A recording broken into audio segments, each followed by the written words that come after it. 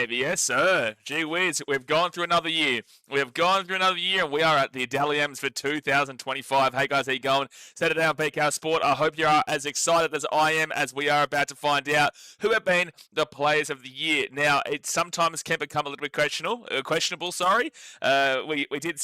We've seen quite a few times in recent years where there's been some decisions a lot of people haven't necessarily agreed with. However, I would say this year we're pretty much all going to be guaranteeing that the winner probably deserved it. This time absolutely deserved it because, look, I don't think there's an argument amongst the top 3 contenders about who should be getting it. I also think that, look, people may have their negative queries about James Tedesco, but I don't think you watch James Tedesco enough if you think that he's not as good as he always has been, and he's got a red-hot chance, and he's probably going to win the Dally M in 2025, in my personal opinion. As you can clearly see over here, my predictions are there. So I've gone with my prediction of the fullback of the year being Tedesco, the wingers being Mark Nwanga-Tawase and Xavier Coates, centres of Tony Staggs and Stephen Crichton. I've got the 5'8" being Ethan Strange. The halfback is Sai Katoa, which is a bit of a ballsy one. It is a bit of a ballsy prediction here on the basis that I think that in that mid part of the season when the Dolphins were getting 50 points here, 50 points there, 50 points literally everywhere,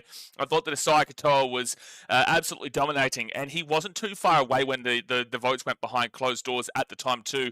Back in round 12, he was already on 23 points for the Dolphins, and that was their worst part of the season, barring, I guess, the last couple of games. But overall, Sai Katoa actually could be a real strong sneaky here to really rise up this table as well, and to even get close to James Tedesco in a lot of ways. I do think there was a couple of games in the back part of the year that really does hurt his chances there, but look, overall, he will get majority of the points in the mid part of the year, and I feel like people are sleeping on him quite heavily to even potentially win the Dally M. There's a potential there, but, you know, we'll have to see how that one does go. But to have him over Cleary is an interesting one, but I have gone with the sneaky there. And then you got the props of Payne Haas and Terrell May. There's a couple of chances here. Obviously, Adam Fanua-Blake is has a great potential to be the guy instead of Terrell May, but I think Payne Haas is a guarantee and is actually close enough, if good enough as well, in regards to winning the Dally M. The only issue with Payne is that he's got so many players around him. There are some Broncos like Reece Walsh, like Adam Reynolds, like Ezra Mam, good Tony Staggs, who I've got here as a centre of the year. All these guys, Paddy Carrigan even, probably not taking too many points off Paddy Carrigan actually, but overall, there's a lot of players at the Broncos that will take points off of each other. So that is a big reason why I wouldn't have him for the Dally M, but I think he's going to poll very, very highly regardless, and he should be the prop of the year. Then you got the second row, it's Elliot Katoa and Hudson Young. I really am pretty confident these two. I've gone with Aaron Clark in that lock. I think this should be a bolter. I really do. I think he should be an absolute bolter here. We'll have to wait and see. Then we've got the coach, Ricky Stewart. It's not just about the fact that, you know, people predicted them for last and then they ended up coming first in the regular season. I predicted them for 9th. I thought they had enough about them. I didn't think they'd have this much about them, but they did clearly to get into the finals and then got knocked out in straight sets. Overall, Ricky Stewart has clearly been able to get this team going on such a significant level that it's not just a top 4, it's number 1 in the regular season. It's number 1, and no one predicted anywhere close to that before the season started. Not even the most rusted-on Canberra Raiders fans would have been believing that. So I think that's a guarantee in regards to Ricky Stewart. And then the rookie, I've gone with Halasima here. There's a couple of options in Isaiah Yongi and the other one, which was, like, Nwanga-Tawase should be here. Nwanga-Tawase should be here. Actually, who was the other rookie? Hold on one second here. I'm going to quickly go onto the NRL Insta to get these, get the nominees, because Nwanga-Tawase should have been here, but I understand what the NRL has done with that one. Let's move this bad boy down. It was before they came up with the nominees before the Broncos game against the. Here we go. It was before. Yeah, before. Oh, go turn that music down. It was before the Broncos versus Panthers game. They brought it out. Where's the rookie? So it was a Yongi. It was. That's right, Leke Halasima and Robert Toya. And Toya's got a great shout. He's a fantastic shout, especially with his origin. But the reason why I argue Halasima in a lot of ways, and we'll get into the chat in a second, but the reason why I argue Halasima in a lot of ways is because you know, you can't just use Origin and say that is the only stipulation as to why Toya gets it over Halasima, because Halasima isn't eligible.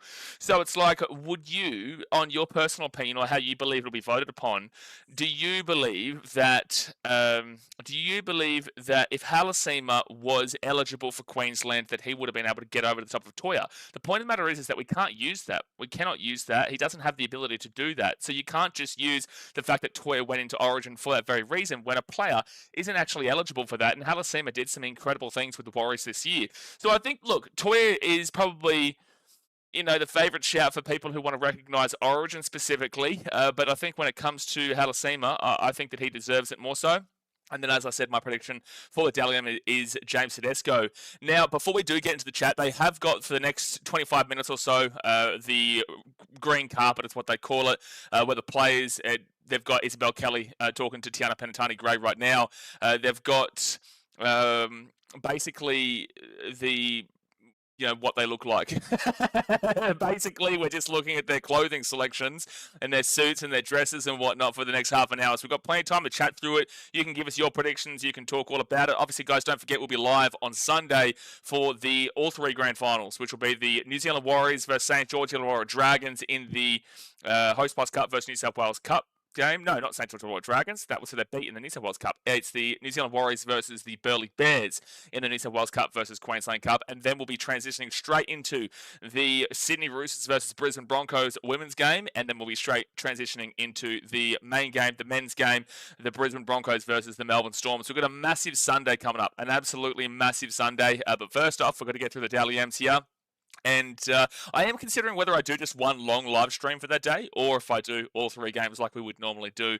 But obviously, hit that thumbs up button, subscribe if you're new around here, get into the chat, let us know your predictions. Let's fire it up here, and yeah, let's hope for the best. Let's hope that everyone can come to an agreement in regards to what we see here today, which we don't usually see every single time that we do get to the Dally M's. We usually see a lot of people in disagreement. But for mine, I'm taking Tedesco. Who do you guys have? Olivia says, inside voice, please. Michael says, hey, Blaze, how's your day going? I moved into a new place here, man, in Vietnam, which has been a very interesting experience. This place that I'm in is really good, but the surroundings is quite interesting here, man. So we'll see how that one pans out. Leia Cross says, hi. Yeshua says, where can you watch the Dally M on 9? No, I don't believe it's on 9. I think you have to watch it on KO, mate. I think you've got to watch it on KO. Ibrahim says, I don't know why Union counts to it.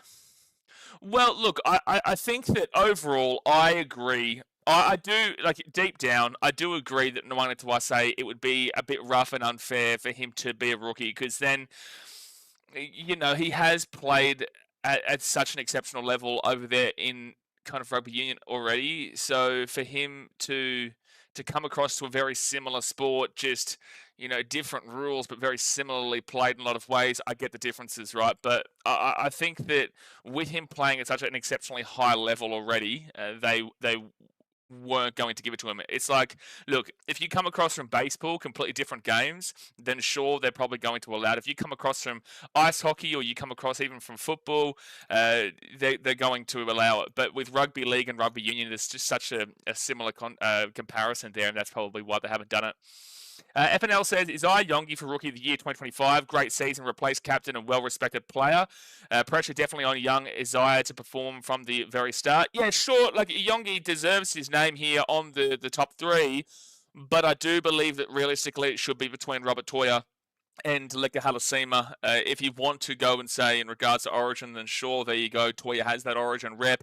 Isaiah Yongi was very solid for his rookie year, but I just think that there was more quality that we saw overall from a guy like Leka Halasima with the Warriors. I think that a lot of people are going to solely focus on that try against the Knights, which creates that hype, right? But overall, the Warriors fans were getting behind him all season long, and he played fantastic in his position, whether it be in the back row or wherever he was put in. I thought Halasima was unreal. So regardless of the hype, I thought that he was justifiably the rookie of the season. But I do understand if the NRL does give it to Robert Toya on the basis of the Origin. I just think that's a bit unfair, considering that there are certain players who aren't eligible for Origin.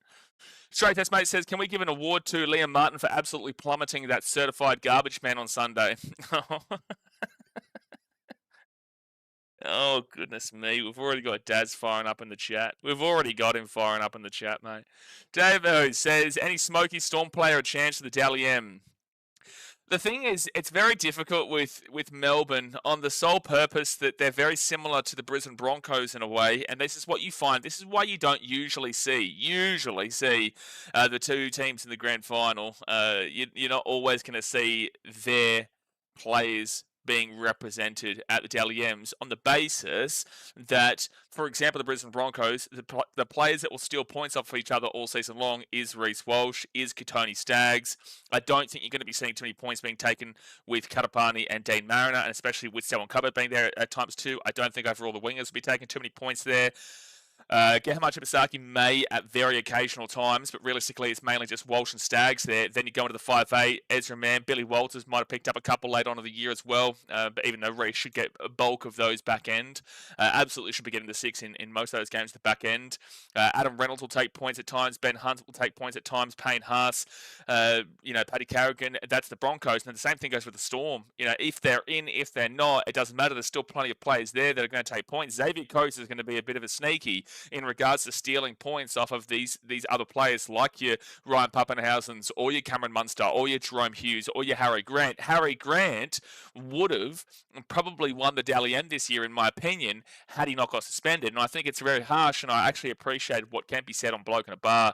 I haven't watched the podcast, I saw a clip on Instagram where he was talking about how it's quite unfair with the modern day rules being so similar to being the exact same thing as what they were 30 odd years ago, right? Where the punishment right now is extremely harsh. Like, it is extremely harsh to see a player get suspended for 2 games in a competition that is now a lot stricter in the sense of things that wouldn't have even been a penalty 30 years ago, nowadays are a suspension for a couple of games kind of deal. So I feel like I feel like you should have points deducted based off of your suspension. If you go out, and this is what he said too, if you go out and close hanger someone and you break their jaw and, you've got them out for they're injured and it's a deliberate, intentional act that is so horrid, that we've seen at occasional times throughout the years, then sure, okay, remove them from having the ability to win the Dally M. But I don't think that a lot of the nitty-gritty calls that we see nowadays that you can, like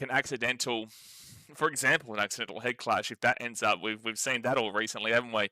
But an accidental head clash, or accidentally the arm is getting up too high, and then you've already banked up too many of these high tackles, and then you're getting suspended for a couple of games, and it's just like, well, I get the fact that you're getting suspended, but I just don't think you should be ruled out of the Dally M because of that. I feel like it is a super harsh punishment based off of kind of archaic rules when it comes to the NRL and rugby league in general. So that's my personal thoughts. Yeshua says Payne Haas Dally M. I don't think so, mate. I think the Payne Haas is incredible, but Reece Walsh is going to take points off him. Payne Haas and Reece Walsh are going to be their own detriment, in my opinion. Reece is going to get the bulk of the points in the back end of the year. Payne Haas will definitely get some big points as well, but these two guys are, they're going to be putting themselves into, the 6 and 5. They're going to be switching it up quite a bit in regards to getting those bulk points. So it's going to be very difficult to see one of those Broncos guys get it. Mike says Kieran Foran on the carpet. Yeah, Kieran Fozza. Fozza! What a beautiful man. What a beautiful man. FNL, I read that comment. Straight Text Mate says, and I repeat, if Stewart wins Coach of the Year, it just goes to show Ciraldo was robbed last year. Crazy how it's back to a Most Improved award again. Ivan Cleary is the real Coach of the Year anyway. I will disagree with you, Daz. I will disagree with you, but as a Canterbury Bulldogs fan, am I surprised with your comment? No. I think that last year it was pretty obvious for mine that Craig Bellamy deserved that Coach of the Year award. I really do. And then obviously this year I think Ricky Stewart is very well deserving of it. Ciraldo, at the end of the day, last year was able to get them into a good position, but Craig Bellamy, despite having quite a few injuries throughout their team last year, and despite the fact that a lot of people did predict the Storm to slow down a little bit, and then they still got into the grand final, but overall I think they ended up coming, were they second last year in the regular season? What did they end up coming last year? 2024? No, they came first. That's right. Yeah, they came first with 2 extra wins. So, no, ultimately what we're starting to find is the team that is in first is actually the ones that is getting the Coach of the Year. Like Craig Bellamy last year, I would assume Ricky Stewart gets it this year, alongside the alongside the lower expectations, but at the end of the day, he got them to first. 2023, who won the 2023 Coach of the Year? Was it Ivan Cleary? Or was it Kevin Walters? It might have been Kevin Walters with the Broncos. Who was it? Or was it Andrew Webster for the Warriors in 2023? It might have been Andrew Webster, wasn't it? I can't remember. I don't think Ivan Cleary got it, or did Ivan Cleary get it? It was either Ivan Cleary, Kevin Walters, or Andrew Webster. Yeah, I'm not sure. 2023 was Webster, yet again, Most Improved Award. Okay. Yeah, look, I think in 2023, that's a bit of a rough one. Overall, you could have definitely been looking more so at Kevin Walters in a lot of ways, and also Ivan Cleary, who got them at that time to back-to-back first places because, or that would have been 3 times in a row, actually. Yeah, because no, that back-to-back first places from 2022 to 2023. In 2022, who got it? Who got it in 2022? Was it Todd Payton for the Cowboys? Because that was their big year. Cleary never won Coach of the Year during that 4-peat. Yeah, that's wild, to be honest. That is wild. I don't think that you should be giving it to Ivan Cleary, though. Like, ultimately, sure.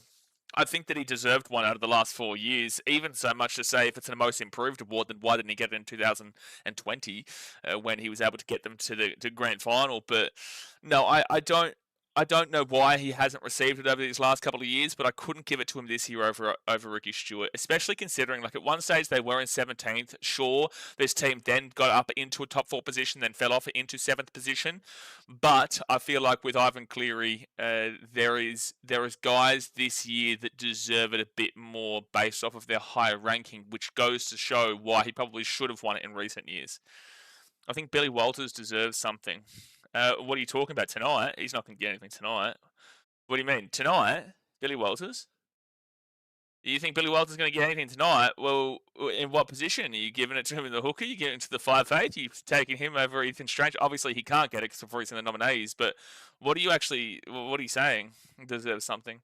Dion says, I want Benj for Coach of the Year. Well, that would make absolutely no sense. How on earth would Benji Marshall get Coach of the Year? Like, yeah, sure, they avoid the wooden spoon, but they still ended up coming in 5th last. You know, I'm sorry, but if that's your expectations for a coach to win Coach of the Year, then I'm going to sell you a dream on Des Hasler getting us away from last position, mate, because that's just a ridiculous thought process to put Benji Marshall in the same category as the 3 guys who were nominated, which is Ricky Stewart, Ivan Cleary, and who is the other one?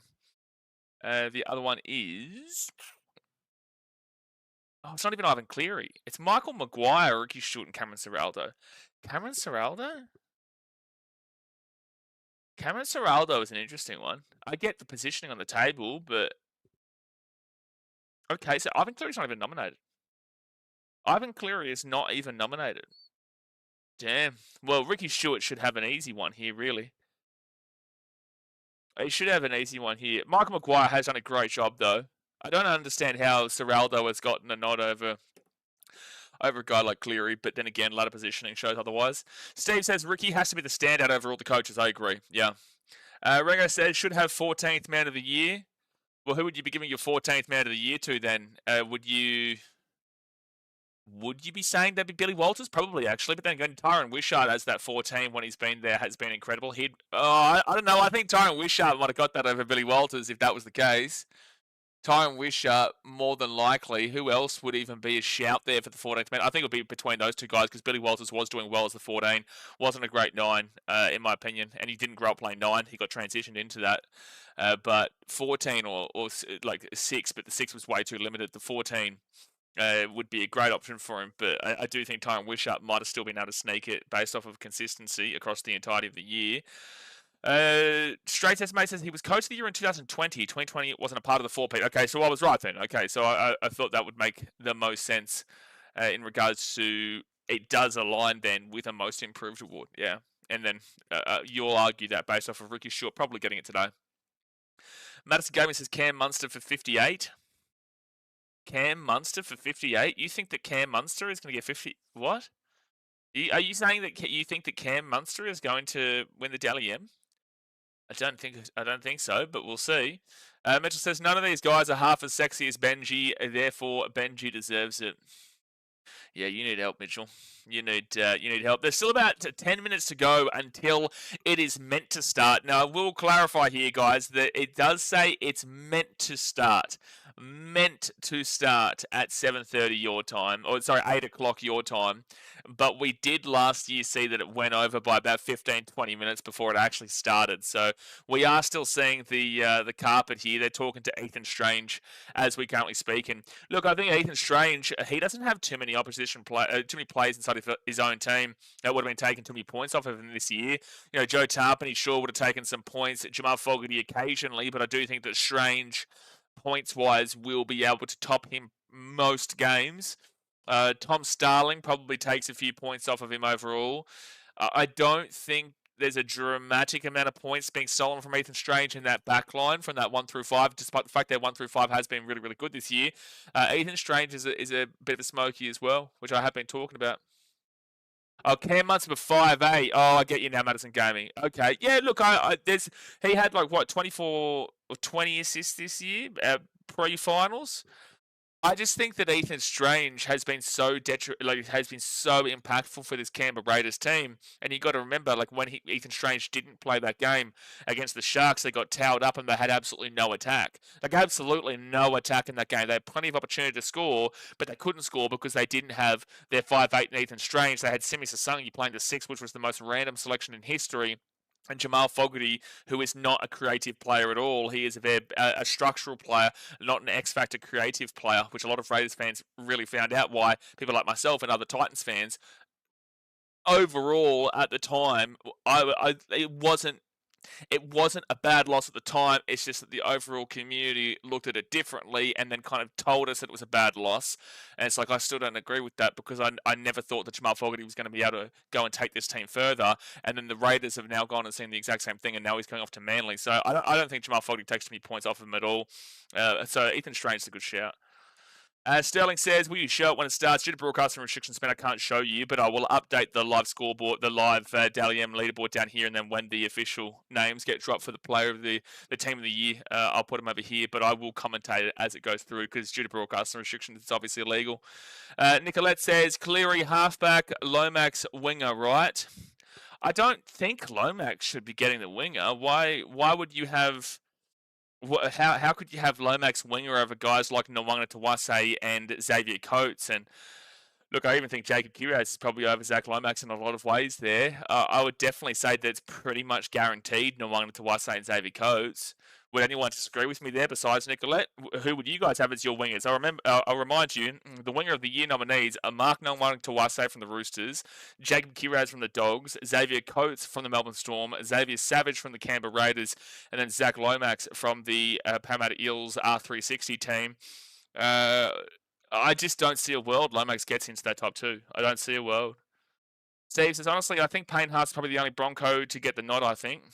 You don't think Reece Walsh's form at the back end of the year is going to be able to knock him up a few notches? You don't think that he's going to be able to bring himself into the frame? What was he sitting? Oh, well, he did have such an awful first half of the year, so it does make sense. Yeah, Payne Haas is on 23 points. Reece Walsh wasn't even on 17 points, and the top was Metcalf on 31. But you move him, and then you also remove Will Kennedy from the Sharks at 29 points, because don't even start me on him. But James Tedesco was on 28 points from the Roosters, and he's going to be very consistent throughout. So Tedesco on 28, Payne Haas is 5 behind him on 23. And then Reece is at very minimum 10 below him, or even further. And I feel like by round 12, Reece would have been lucky to get a point, because he had an injury at some point too for a couple of weeks. But when he was playing, it was the bad version of Reece, not the very good version of Reece. So I think that Reece Walsh has a bit too much catching up to do, but he will charge late. I just don't think he has enough to charge too far. Down says, Aaron Clark had an awesome year for the Wires. Never seen him play like that for the Titans. Crazy. No, disagree. He did have moments like that for the Titans, just not consistently. The Warriors have a better team overall than the Titans in a lot of ways, despite the fact that the Titans did beat him at one point this year. But Aaron Clark was well known to play like that occasionally for the Titans. We just didn't set him up well, and it just wasn't the right setup for him overall. But no, I think that's a bit of a lie to say that Aaron Clark never played like that for the Titans. There's a reason why the Warriors signed him there, and he did go home. And I'm so happy for Ez, and he's going to be the lock of the year in my personal opinion. There is Isaiah Yeo there as a nominee as well, which I don't agree will get over Ez, and then also Nafahu White. And it's like Nafahu White didn't even play a great deal of games in 13 this year, so I feel like Ez is the clear shout there. But no, it's a bit unfair and harsh to say that Aaron Clark never played like that at the Titans. It's just that when he was in the 9, sure, no, but when he was in the 13, every Titans fan loved him. He was unreal on the 13 at the Titans. It was unreal. It's just when he was playing the 9, which is not a hooker. Nicolette says Lomax was a winger of the year. Yeah, he did play wing this year. Yeah, sure. Yeah, I'll agree with that one. Yeah, no, he played wing. Do I think he's the winger of the year? No, I don't. But did he play wing? Was he a winger of the year? Yeah, he played wing. Yeah, he definitely did play wing. Again, please just explain to me why you believe that he's over the top of Xavier Coates and Namanga Tawase. Like how do you come to that conclusion? Like, I'm not saying that you're wrong. We're going to find out tonight. I'd just like to know how you come to that conclusion, because statistically, he's not even close to those two guys in a lot of ways. Straight Test Mate says they're going to show Birdo on the red carpet or what? It's so interesting that Birdo is in that 5'8" potential, eh? 5'8", Matt Burton, Ethan Strange, and Munster. Who else would have I put over Birdo, though, to be fair? But not that Birdo was incredible in that 6 I still have my doubts about Birdo 6. But Munster and Strange are the clear obvious two. Blaze Long wouldn't have been getting for the Panthers. Foz was never getting for the Titans. Broncos, SMM got injured. Also, no. Geez, if Billy Walters had played all season that 6, then maybe, but obviously not. Cowboys, no. Warriors, no. Geez, who else is there? Sharks, Braden Trindle. Nah, you got to put Birdo in there, but it's quite funny because he's not close to the two of Munster or Strange this year, in my opinion. Tara says, when's it starting? Watching from the UK. We're currently watching on the red carpet, essentially. So they're talking to Tamika Upton now from the NRLW before we do get started. It said 5 minutes time, but I feel like it's probably going to be a good 20 minutes like we saw last year. JP says, I still reckon Herbie should be in there over Critter despite the injury. I don't disagree with that. I just think that the reason why I've got the prediction there is because that injury probably does hurt him too much. Otherwise, if it wasn't for that injury, I would have Herbie instead. I really would. I would have Herbie in the centres alongside Tony Staggs. But then again, a lot of people are doubting Staggs, and I feel like it's probably because most of his form came in the back end, which is what you're finding with a lot of these Broncos players outside of Payne Haas. His form really came in the last, 2.5 months maybe? So a lot of people are doubting Staggs. I think that he should be able to get in, though. That Redding kid who does things says, who do you believe was the signing of the year? Should they add that to the awards? No, that's a pointless award. But signing of the year, Aaron Clark is a good shout. Adam Fanua-Blake will be up there, but I don't think he did enough to kind of exceed his unreal expectations that he was already expected. I don't even think he took it up more of a notch than what he was at. But it's a great signing, but it didn't improve the Sharks. The Sharks got knocked out in the same position as they did last year. Aaron Clark's got to be up there. And then Ben Hunt, but he wasn't great for a lot of this year. And then when they started to shuffle their team around because of injuries, then he showed the player that he was in the past too. Terrell May was a big signing, Mitchell, for the Tigers. I really do think you're probably going to be looking at a guy like Aaron Clark because he was such a critical figure to that Warriors team that was a expected bottom 4 team that ended up in the 6th position, but was top 4 for a majority of the year. You probably are looking at a guy like Aaron Clark there. And now we've got Straight Sets, mate, saying Lockie Galvin signing of the year for FutureWise. Well, Daz has actually said Lockie Galvin singing of the year for FutureWise. So I haven't actually heard Lockie Galvin sing before, Straight Sets, mate, but interesting. Maybe he might be the best singer in the comp. Maybe. The lad says, hello, Panthers are terrible. Okay, thank you for letting me know that. What do you want me to reply to you with? Lennon says, James Tedesco with a Dally M. Yeah, I've got him as my predicted one, man. I just think, though, that I really do think Asai Katoa has a chance. He's only 5 points behind Tedesco at round 12. He is only 5 points behind Tedesco at round 12. Let's quickly have a look at the draw here. They're talking to James Tedesco on the red carpet right now. Let's go and have a look at the Dolphins draw. So round 13, They had a bye, but then they won 56-6 over the Dragons. I guarantee you he gets the bulk points. Then they won 58-4 over the Cowboys. I guarantee you he gets the bulk points. They lost 26-20 to the Knights. Don't know how that one will go, but I guarantee you he'll get some points. They still scored 20. Then they won 50-28 over the Rabbitohs. That's going to be him again. Lost the Sharkies 24-12. Might not get too many points here. I don't think he had a great game in that one. So I don't think he gets points there. The Cowboys game where they won 43-24. Great shout of him getting bulk points. Dolphins versus the Warriors 20-18. That's probably his last real chance of getting points. No, he'll get points, good points in round 26 against the Titans in that 36-30 win. And he will get good points against the Raiders for the 62-24 win in the last round of the season.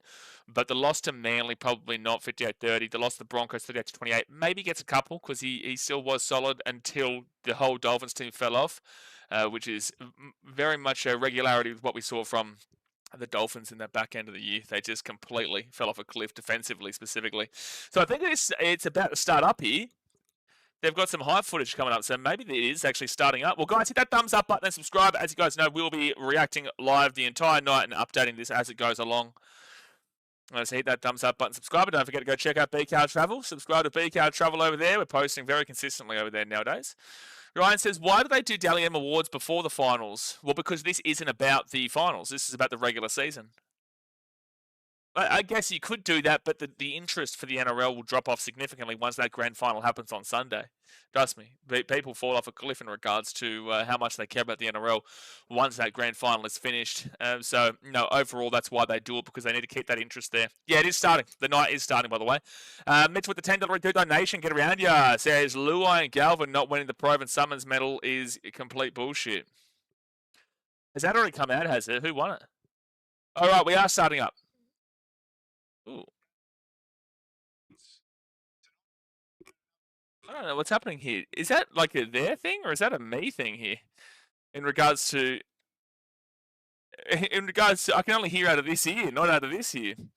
I don't know what's happening here. Anyway, thank you for the $10 donation, Mitchell. So Brayton Astor is hosting tonight. Oh, Lomax won it. Oh, yikes. Steve says, the great thing about this season, it seems the top 12 teams had standout players. The team of the year is going to be interesting. Yeah, it is going to be very interesting. If anyone else is watching this on like Watch NRL or KO, are you only getting like sound in one ear? This might be me or it might be them. I don't know. I don't know. Lomax won the Proven Summons medal. Well, there you go. Brayton is just talking about Dally Messenger right now and basically the meaning behind the award. Is there NRLW Dally M's at the same time? Yes, Monkey Muay Thai. The NRLW Dally M's are tonight as well. The only reason I don't actually create content around the NRLW anymore is because the games are on at the same time as the men's all the time except for the grand final. So I haven't been able to be consistent with it, unfortunately. Just pretend you're a DJ. Yeah, it's just so weird. Like it's only here. It's only on the left side. So player can receive a maximum of 6 points per game. Each match is adjudicated by 2 Dally M judges, and Team of the Year voting is separate and conducted at the end of the season. So basically, it's not just a straight up points system. It is who they believe is the Team of the Year, as the vote is separate. But yeah, as you can see, it is different to what it used to be with the 3-2-1s. Now there's the 6 points maximum that a player can receive. Now Andrew Abdo is coming up. Oh. Well, maybe it is starting to come on. Yeah, I think it was them. No, I don't know. Shit. So Andrew Abdo is having a chat right now. That's the NRL CEO, for people who aren't aware. Mitchell says, Luai and Galvin's friendship clearly showed the most spirit of the game. Straight Test Mate says, Dally Messenger looks like a good accountant. Andrew says, NRLW has also been hard to watch with Broncos and Roosters so dominant. Yeah, look, Broncos and Roosters have been very clear shout. Roosters haven't lost a game this season, but they're not even favourites, I don't believe, for this week. I don't even believe they're favourites this week. That random kid says, who does things? Who is replacing Teddy Swims for performance? I don't know. I think I saw something today about it. No, I actually don't even know. I have no idea. I saw a thing about Tones and I, but that could have been Batuta for all I know, to be fair. I genuinely could have been Batuta. Yeah, good point to time that comment out in regards to the NRLW. NRLW is actually a really great game to watch, in my opinion. I just don't have the ability to watch it because I'm streaming all the NRL games. Give the Dally M to Teddy and call it a night. We already know he's winning. He should, but I'm just telling you, Isaiah Katoa could get close, dude. Like, Isaiah Katoa would not, I don't believe will be too far behind with that form. He's only 5 points behind Teddy as we currently speak in round 12, and he's about to go on that 50-point stretch for the Dolphins. They're showing us the highlights of that Raiders. I'm going to try and see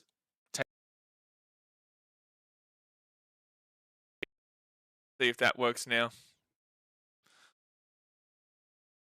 I don't know what's happening here. So they're just showing the Ethan Strange try against the Raiders for the Raiders against the Panthers. Now they're also showing the Ben Hunt field goal and Dean Mariner's try. Xavier Coates getting up over the top of the Sharkies. Wowee. By the way, who won Try of the Year? Was Try of the Year Nwanga Tuase? Oh, yeah, show us your dog shit Titans Panthers field goal. Get out of here. Get out of here. You're showing us the highlight of that 2-point field goal for Nathan Cleary. Get out of here. Yeah, she says, what's the award so far? Well, I can't tell you because we haven't had an award so far. The Nwanga Tuase was the Try of the Year, was it? Jump on the stage, Blaze, start singing in the grand final. May as well. Yeah, where was that field goal in the prelim? Exactly right, Taz. Oh, dream bullet try. That was mental at Leichhardt, yeah. And that was great commentary as well. That was unreal commentary. Buller robbed of Try of the Year. So what's it on? Have they announced it yet, or have they not announced it yet? Does it come up later? Ryan says Teddy should get it. Always looks like he gives 100% every run. Had a lot of clutch runs also. Teddy probably should get it. I'm just saying the Dolphins' form is so hot at the back end of the year that, and middle to back end of the year that surely he could get it.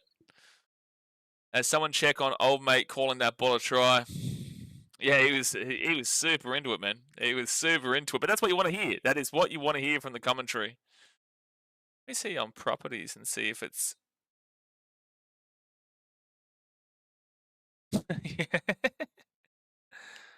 Andrew Abdo is still talking. Bales says, if it's not Teddy who wins, who would you think? I think Katoa is in with a shot.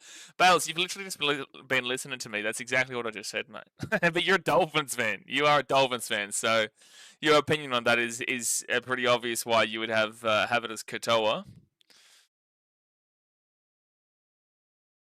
And Addo is still talking. Yeah, it is on KO. It is on Watch NRL because I just checked on YouTube to see if it was my audio, but no, it's not. It is quite literally just KO, Watch NRL. That is the reason for this being on half. I'm going to try and refresh it.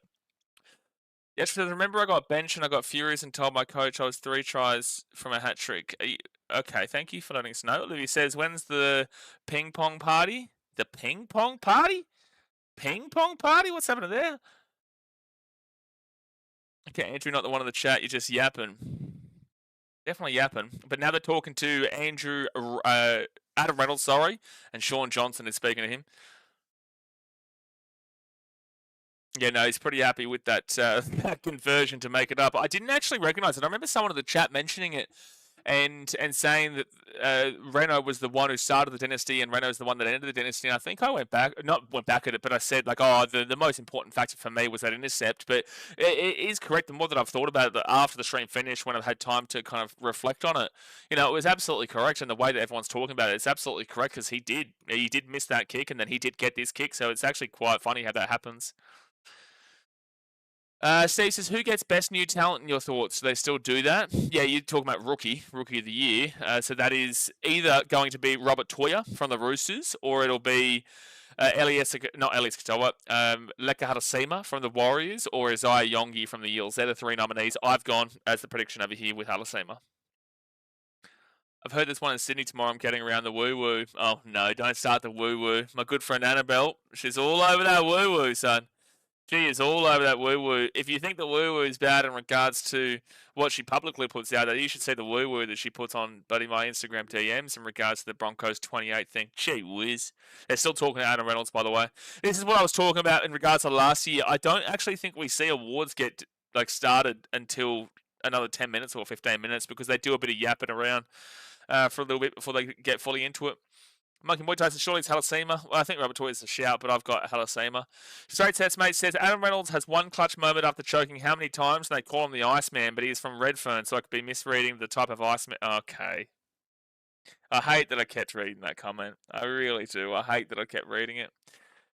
And now they're talking to Isabel Kelly. We already heard from Isabel Kelly 15 minutes ago on the red carpet. Now we're talking to her now. Can you pronounce Nwanga Tawase? Yes. Dion says, what about try from Fisher Harris from kickoff? Well, that's not try of the year. It was a bad mishap in the game. That's not try of the year.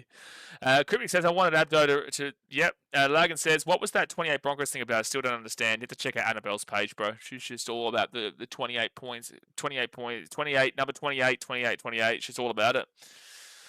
All about it. Yeah, we're going to hear from her again. Yeah, I hope that in 5-10 minutes' time we hear from Isabella Kelly again. I'd love to hear from her at least 3 times tonight before, and then we get into the awards, and then round by round, I want her specific analysis. She looks unreal, by the way. Like, she does look absolutely unbelievable, but you know, I just kind of want to get into the awards here. The lad says, I reckon the Tigers flick past try was try of the year. What do you reckon? No, I've got Mark Nwanga Tawase's try. Nwanga Tawase, with the individual skill from that try, was just absolutely impeccable for him to be able to keep his foot up and to readjust himself midway through, you know, sprinting for the line to keep his leg up, to do the double kick, and then to keep himself in the field of play. The ball to bounce into his hands, and he puts it down without going over the sideline or into touch. Like, it was an incredible try. She looks like a great player. No, she is. She's one of the best players in the NRLW. She was the Dally M Captain of the Year in 2022, and I'm sure she's won multiple Centres of the Year, to be fair. She is a fantastic player in the NRLW. Lagan says, Isabel Kelly can speak as much as she wants, and I'll keep watching. Yeah, thank you, Lagan. Are you actually listening to what she's saying, but? All right. For the NRLW Dally M count. Okay, so we're doing the NRLW Dally M count here. Okay, we're finally into the discussion. All right, guys. Well, first off, we'll let you know what's happening with the NRLW, and then I'll start to update as the NRL one comes on. It's Lara Pitt and Jessica Yates talking here. So I would have no idea. I wasn't able to watch anywhere near enough at NRLW this year to have a good, genuine opinion about what was going down, but I'll still read it out for you. So there was the Canterbury Bulldogs and the New Zealand Warriors are actually included in the competition this year in the NRLW. And it says Lomax should win his last wing of the year tonight. He really shouldn't. He really shouldn't. It should be Xavier Coates, and I wanted to say, if I was the most confident about any selections over here, the wingers I'm very confident in. The fullback I'm extremely confident in. The halfback I'm pretty confident in. I'm pretty confident, but then Nathan Cleary still probably gets it, to be fair. Strange and Munster is 50-50. All right, let's get into the count here. After 5 rounds, when the voting went behind closed doors, Isabel Kelly was on top with 23 points. Okay, she's going to win it, isn't she? Jessie Southwell on 17, Julie Robinson on 16, Jakaya Whitfield on 15, Rachel Pearson 13, Taylor Preston 11, Tamika Upton 11, and Yasmin Clydesdale 11. So Isabel Kelly's 6 points above here at round 5, and the Roosters don't lose a game all season. So in round 6, they're showing the Sharkies beating the Dragons here. Emma Veron's going to get some points. She was up there. Taylor Preston wins it. Well, unfortunately, I can't give you too much positivity about the old Titans here, though. Yeah, good call in regards to that, by the way, Daz. Mitchell says, look at Kezzy Apps, so inspirational. David says, Tamika Upton is a legit baller. Yeah, no, she's been one of the best fullbacks in the game for a very long time now. Very, very long time. She won the Dally M in 2023 for the women's, no? Yeah, it was a double nice because she was at the Newcastle Knights then, and she won the Dally M alongside Kayla Ponga. Sorry to tell you that, guys, that Warriors fans out there who still have harsh memories of 2023 Dally M night. Well, Julie Robinson's obviously going to get some points here. So what you notice, and for people who don't usually watch Dally M night, what you'll notice here is they show the highlights pretty much of just the players that are getting the points. It's not like the game-winning moment necessarily of a game. It's more so just a really good play from the player in that game, and they've probably won it. I reckon Toya and Nwanga Tawase are a great duo, and I reckon Toya will get Rookie of the Year. There's a potential for Toya to get Rookie of the Year. I'll go away from that and say Halasima, but they are a great duo, but Nwanga Tawase is leaving next year, so unfortunately you do lose that duo. Julie Robinson is getting a couple of highlights here. It's looking like she's going to get some pretty good points over these couple of games to make up to here. And Mele Hufanga. I'm actually so surprised that the Roosters have not lost a game all season, beat the Broncos, and yet I believe that the Broncos are pretty strong favourites for that grand final. Is that correct in regards to the NRLW? Mitchell says, can't wait for a bunch of Broncos circle chair tonight. It's always the way, ain't it, Mitchell? It's always the way, mate. It's always the way. Come on. You should be used to this by now, champion. You should be used to this by now. We had to do it yesterday when we were doing our NRL tipping and prediction for the grand final. It was a bunch of Jordan Rookie circle jerking late on in the game. And it says, geez, watching Bronx tear at Para again makes me sad. How much they beat you by? How much I didn't watch much at all. They're round 8 now, so they're showing us 3 rounds here. Upton is on another level, in my opinion, so fast as well. I do think that the bridge has been absolutely... I think that there is a lot less of a gap between where Upton used to be to where she is now alongside other players. I think there's plenty of fullbacks in the game that have bridged that gap. But she still is so incredible, and there's a reason why she'll go down to the Hall of Fame as one of the best fullbacks ever. She won multiple premierships at the Brisbane Broncos. She won multiple premierships at the Newcastle Knights. She's absolutely incredible, dude. You can't hand into her, and she's got plenty. I think she's probably still got plenty of time left too. How old is she? I'm going to quickly go on to the grand final here. So she is, obviously she can win the grand final this week too. She's 28. She's got plenty of time left in her, mate. Plenty of time left in her. Plenty of time. Deary me.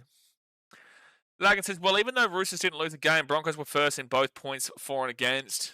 Yeah, sure, but then surely you would argue that the Roosters still beat the Broncos. They are first position for a reason, haven't lost a game. I would go $1.90. Okay, they're better in points for and points against, but when it came to who won the most games and who beat the other opponent, it was the Roosters. All right, so in round 6, so Kelly was on 23. Sheridan Gallagher, plus 4 points. She goes into 9th position. Tamika Upton, 1 point. She goes into 6th position. Yasmin Clydesdale, 8th position, goes into the top 4 in 15 points with plus 4. Sharks, Emma Verron, 6 points. She goes up to top 4 with 15 points. Jakaya Whitfield, plus 3. She goes up to plus 18. She's in 2nd. Julie Robinson, Broncos, plus 5. She goes into 2nd with 21 points. Then round 7, Olivia Kernick, 6 points. She goes into 9th position on 11 points. Bree Chester, plus 5 from the Cowboys. She goes into 8th position. Emma Verron from the Sharks, plus 1 point, so she stays in 5th position. Jakaya Whitfield, plus 3 from the Cowboys. She goes up to 21 points at 2nd place. Tamika Upton, 6 points from the Broncos. She goes into 4th position with 18 points. Julie Robinson, 4 points. She goes into 1st position on plus 25. She's on 25 points, Julie Robinson from the Broncos. And then round 8, Emma Verron from the Sharks. She gets 4 points, so she'll go up to 4th position on 20 points. Tamika Upton, plus 3. She goes up to 3rd position on 21 points. Jakaya Whitfield, plus 1. She goes up to 3rd on 22 points. Julia Robinson, plus 2. She goes and stays in 1st on 27 points. So Isabel Kelly got injured this year, did she? What happened to Isabel Kelly? Did she get injured at that point of the year? So after 8 rounds, Robinson is in 1st with 27 points. Isabel Kelly is in 2nd with 23 points. And Jakaya Whitfield is in 3rd with 22 points. Isabel Kelly didn't get any points in those couple of rounds just then. So, someone who was watching the NRLW this year, did Isabel Kelly get injured? All right. Here's the NRL. Here is the NRL. So I think we'll probably do, what do they do, 3 rounds as well? So they've got Braithen Astor and Clipper Cronk here. A broken jaw in September, Bells. There you go. Who's the favourite to win? Upton right now. Julie Robinson's looking pretty strong, especially with how the Broncos do play. All right, so let's go over it again. Braithen Astor and Clipper Cronk here, about to read out some of the results from, what would it be, round 13, round 14, and round 15. So this is throughout Origin period, mind you. I know the Dolphins have a bye in round 13. Yeah, head clash was crazy. They broke her jaw. So she missed the season? Did she miss the rest of the games? Or when did she come back? E-Trains is paying hard to win fullback of the year. Yeah, bro. We're not 6 years old, so I know you find yourself hilarious, but you tried your best and you failed miserably. The lesson here is never to try. All right, time now to begin the NRL count. Oh, the best and fairest. Let's get it. All right, so Luke Metcalf was in first from the Warriors on 31 points. Will Kennedy was in second on 29 points from the Sharks. Those two will drop off. Metcalf injured. Kennedy fell off completely. James Tedesco, 28 points from the Roosters. He was in third. Terrell May on 27 points. Isai Katoa and Payne Haas tied on 23 points. Clint Gutherson on 22 points. Cameron Munster, 21 points. And then Jai Graham, Ryan Pappenhausen on 20 points. Okay. So round 13 to 18. So 5 rounds here. Okay. Purdue back in. So Dearden's going to get some points here. Dearden's going to get some points here. All right, they're going to get some points from Metcalf as well, but it's either this, it must be round 14 or round 15 where Metcalf gets injured. I can't remember. But Metcalf was playing round 13, so he'll still get some points here against the Rabbitohs. And then you've got KO Weeks. Is this going to be Weeks or Ethan Strange who gets it? No, it's going to be KO Weeks who gets some points. So he is taking quite a few points off. Or maybe it is Ethan Strange because he's the one who scores the try. But that was a great play from KO Weeks to get that try assist. I don't know who gets the points for that one.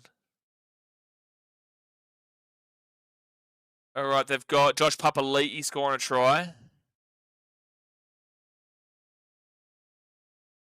Oh, that's right. That was the try on his 300th, wasn't it? Oh, sorry, when he broke the all-time game record for the Raiders. And then Bulldogs, Lachlan Galvin scoring here. Metcalf against the Bronx gets injured. There you go. Yeah, they're showing everyone celebrating when Lachlan Galvin scored that try. Okay, round 15. Blake Brayley, yeah, this was a masterclass in that second half. They were down 18-0 at half time to the Dragons, and they came back to win 30-18, the Sharks, and Brayley was a huge part. Isai Katoa here, this was a 50-point win over the Cowboys. He'll get big, bold points here. He'll get the 6 for sure. He'll get the 6 for pretty much throughout the entirety of the mid part of the season, Isai Katoa for the Dolphins. Because he didn't play in round 13 because it was a bias. This is, yeah, round 4. That was round 15, sorry. All right, round 16. Field goal for Pappenhausen against the Rabbitohs, so I'm sure Pappenhausen's going to get some good points here.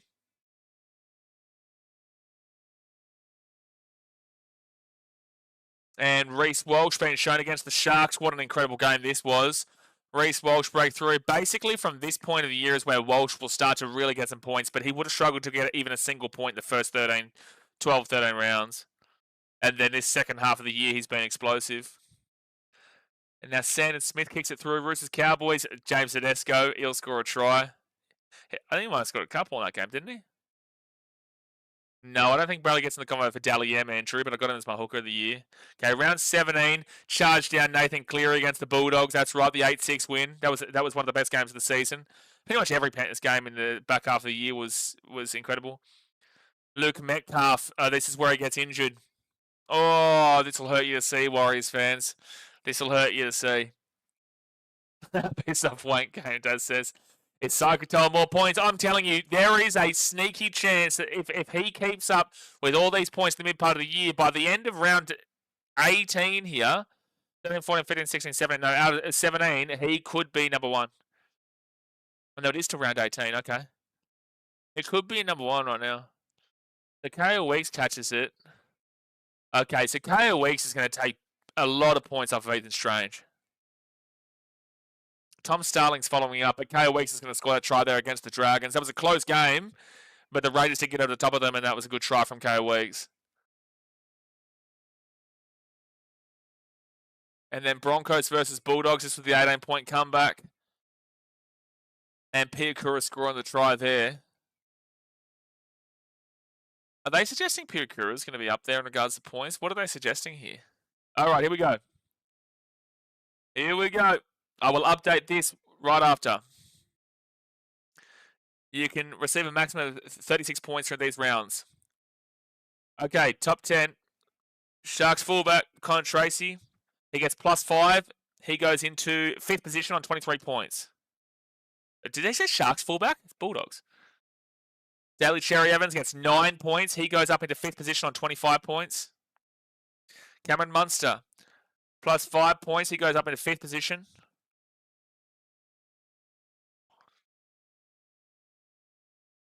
Terrell May from the Tigers. He only gets 1 point and remains in 4th spot. Payne Haas, gets 5 points against the Sharks in round 16. He gets to 28 points. He's in 3rd position. Tom Dearden. Oh, plus 11. He goes up into 2nd position outside of the top 10. Now he's in 2nd on 30 points, Tommy Dearden. Oh-ho!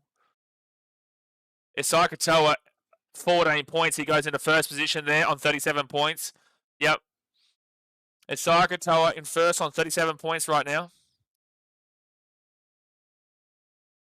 Yeah, Metcalf ends his season, but he goes into 1st position with a plus 9. He would have been on 40 points by round 18. Oh, that's rough, Warriors fans. Oh, that's rough. That is rough. James Tedesco, 14 points, so he goes into 1st position now on 42 points. So he's still 5 points ahead of Isai Katoa there. So James Tedesco in 1st on 42. Metcalf in 2nd on 40. All right, so the leaderboard after 18 rounds. I'm going to update this. Let's update this. Ooh. So I'm going to move this across. All right, so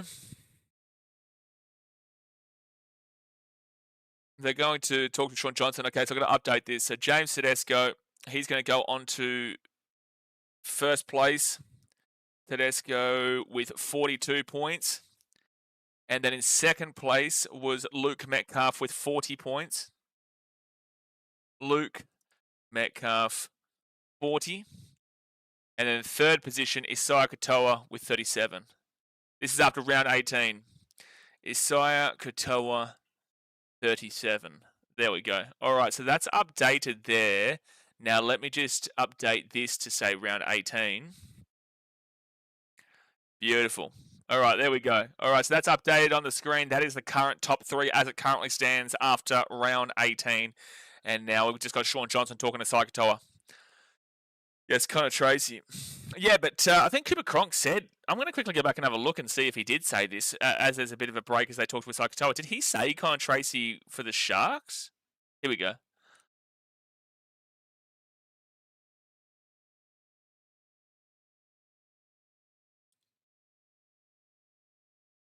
All right, so Connor Tracy, I'm pretty certain he says the Cronulla Sharks fullback. Yeah, Sharks fullback, Connor Tracy.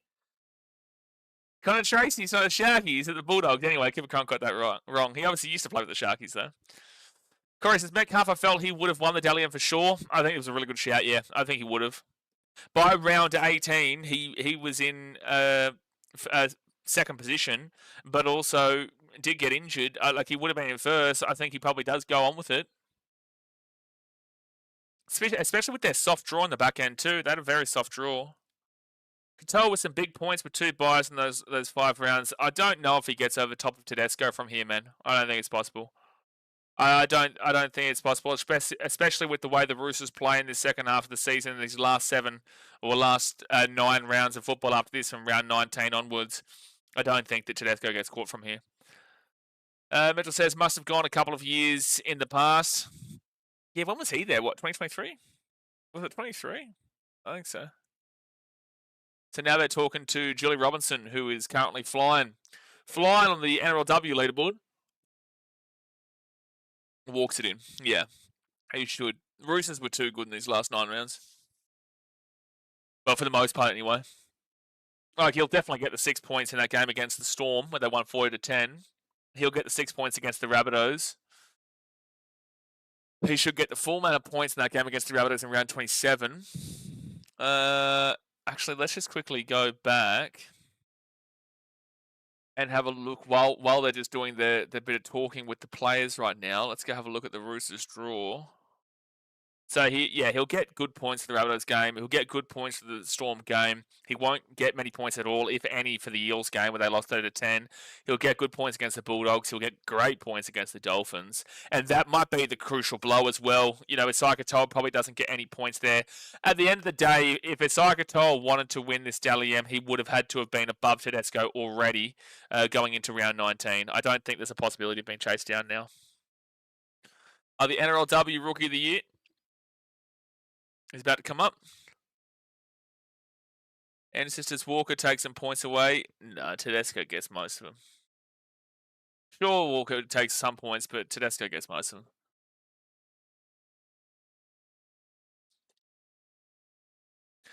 So who was the rookie? Who were the nominees? Did they even put that out on NRL Instagram?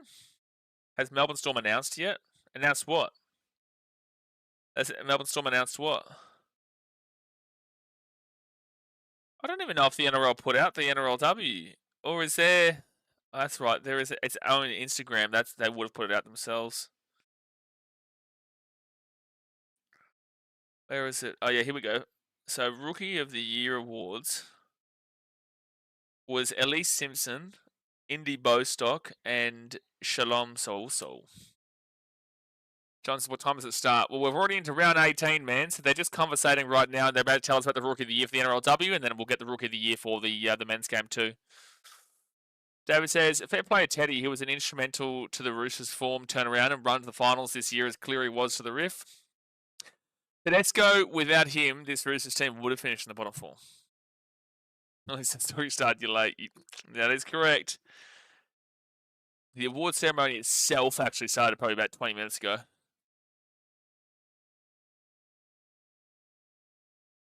So it's just Ali Brigginshaw right now, Broncos legend, NRLW legend, who is discussing the up-and-coming players and the excitement for the grand final they've got on Sunday. But all right, nominees for the NRLW Rookie of the Year. First up from the Canberra Raiders, you got Elise Simpson. Oh, that's a nice run there. Yeah, she's the fullback for the Raiders. As a clean run through that Tigers defense. Not that the Tigers defense was known for much, because I'm pretty certain they came last this year in the NRLW. Then we've got the Dragons, Indy Bostock. Gee, she's a bopper, dude. What is she? Is she a winger? If she's a winger, that's a huge frame. It's number 20. She's got number 20 on her back. Indy Bostock, what did she play this year for the NRLW? That's a great run, though. And then Shalom Sauso. She's a bopper, Soaso. She's a bopper, dude. Maybe she gets it. I don't know. Again, I haven't watched the NRLW this year, but that was a bopper of a try, and she's clearly got the strength. Centre, close enough. NRLW, Rookie this year. Yeah, there you go. Shalom Soaso. I hadn't even watched the NRLW this year, but I just, based off of that one try to throw against the Titans, I was like, she's got strength, she's got power, she's clearly going to be a dominant player in this game. And with the Broncos' form this year and how they're in a grand final and have been as incredible as they've been, picked it. That's the centre. There you go. Yeah, that's a unit too. So that would try, and it was against the Titans. That try was a bopper. Philip says, FanFest is on tomorrow. Yep. Well, enjoy, Philip. Enjoy. Enjoy the day if you're going. Caitlin Turnbull is the real Rookie of the Year. Oh, boy. We should have a Rookie of the Year and a Muppet of the Year on this channel. You'd be definitely getting Muppet of the Year. You wouldn't have been getting Rookie of the Year, that's for sure. So, Shalom Sauso is just talking about how grateful she is right now, and then I'm sure we're about to get the men's one, which will be between Leka Halasima, Robert Toya, and Isaiah Yongi. I love how when like we ask a question in the chat that I don't know about, like I don't know the answer, and then you guys reply with an answer that you don't know about. Like for example, Andrew says winger, I believe, when I asked what position she played. Mitchell said centre, and Bale says, yeah, she's a centre. Yash says centre, and then we've got Andrew who comes in and says winger, I believe. Why did you even say that if you don't know the answer, Andrew? What was the point of your inclusion? What was the point of your comment if you didn't yourself know the answer? They're still talking to the Shalom Sal, so.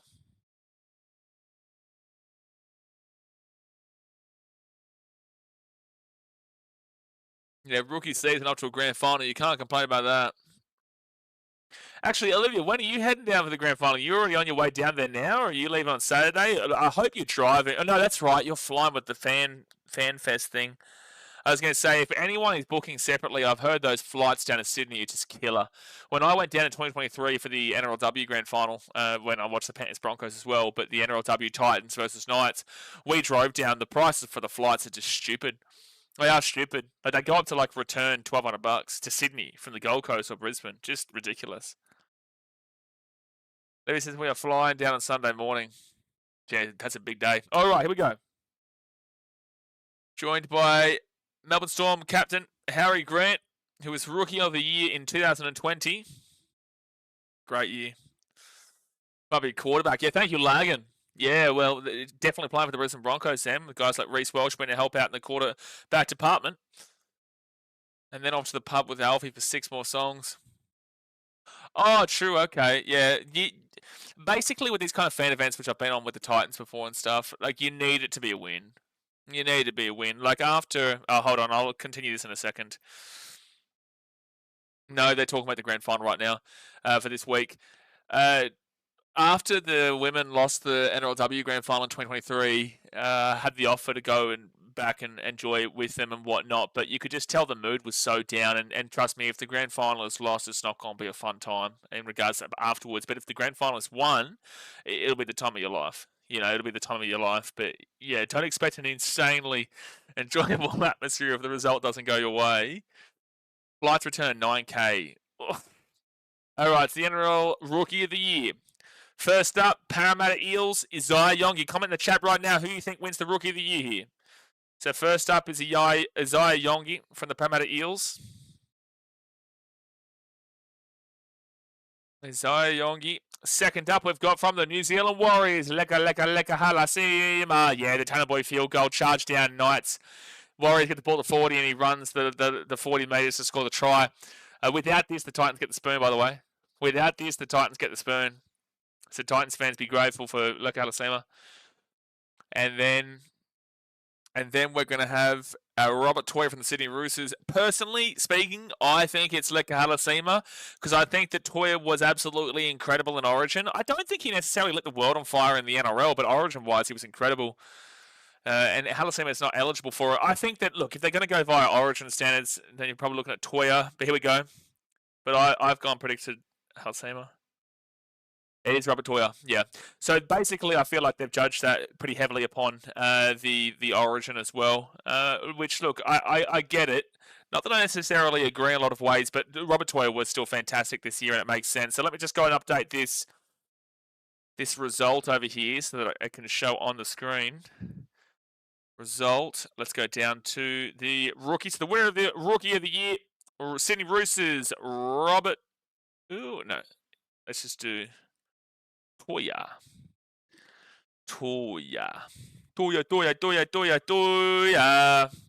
Yash says, Parafan, I'm going Yongi, but it's probably going to be Leka. Yeah, well, it wasn't either. It wasn't either. They gave it to Robert Toya. What a year it's been. Haven't played an NRL game to start the season, get picked for Queensland, and win the series for Queensland. He was so impactful in that as well, and now he's the Dally M Rookie of the Year. You can't complain with that. But it says, we all know Uncle Nick brought this award.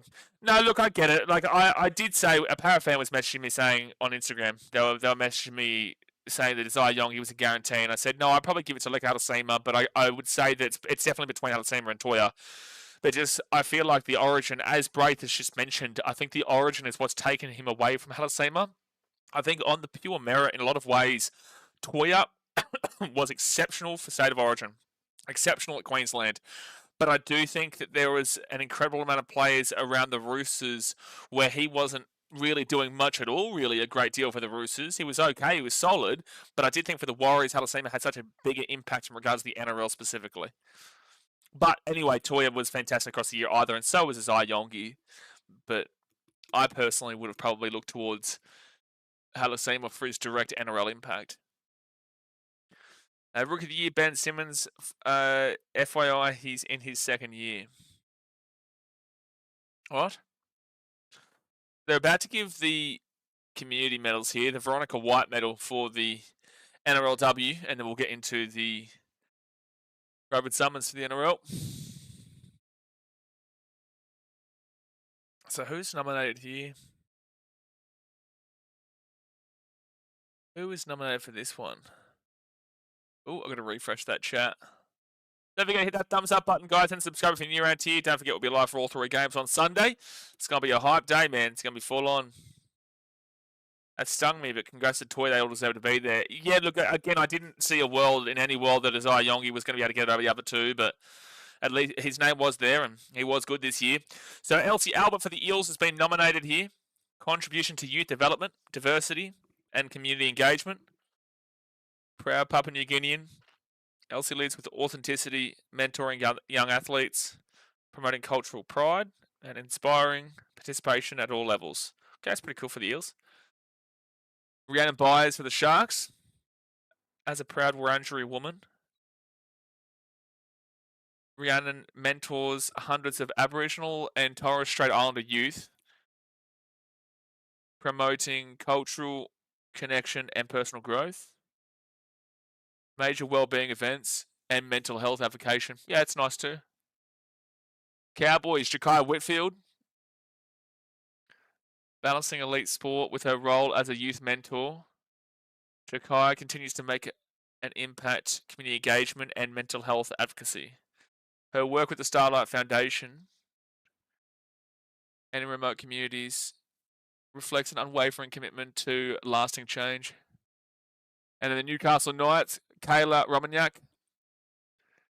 Beyond her on-field achievements, dedicates personal time to support vulnerable families at Ronald McDonald's house.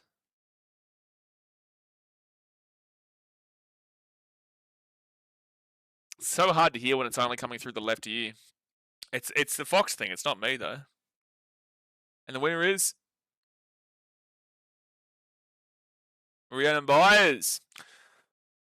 Rhiannon Byers from the Cronulla Sharks will win the Veronica White medal. She will win the community medal from Veronica White.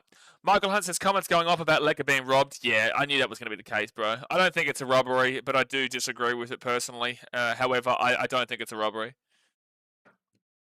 Leviticus says, hey, who do you got for every P? For every prediction? Well, you can see it here. I've been wrong so far about the rookie. I went with Halasima over Robert Toya. But you can see here all my predictions. And then on the other side is the actual result of it. I want to at least get 7 correct. At least get 7 correct is what I'd be ideally hoping for. Warriors fans complain about everything. That is true, Mitchell, but you know, I feel like they were quite harshly done in 2023. I feel like they were, so they've probably still got a little bit of they've probably still got a little bit of heartache from 2023 with Sean Johnson, to be completely honest with you. It's my first time going to Sydney. What should I expect? Your first time going to Sydney? You've never been to Sydney at all before. Well, you're only going for a day, are you? You're not going to be able to experience Sydney at all. You're not going to be able to do anything in Sydney besides go to the grand final. You leave early in the morning from Brisbane. You arrive. You're going to go straight. You're going to go straight to the game, to the stadium, essentially, because you got the Burleigh Bears, the Brisbane women, and the Brisbane men. Your whole day is gone. You're not going to be able to do anything besides go to the game and then go to the pub and then go home in the morning. Everyone says, Michael, Warriors fans love a good cry, but Lecker had an amazing season. Lecker did have an amazing season. I've been to Coffs Harbour. Well, Coffs Harbour is nowhere close to Sydney. Coffs Harbour?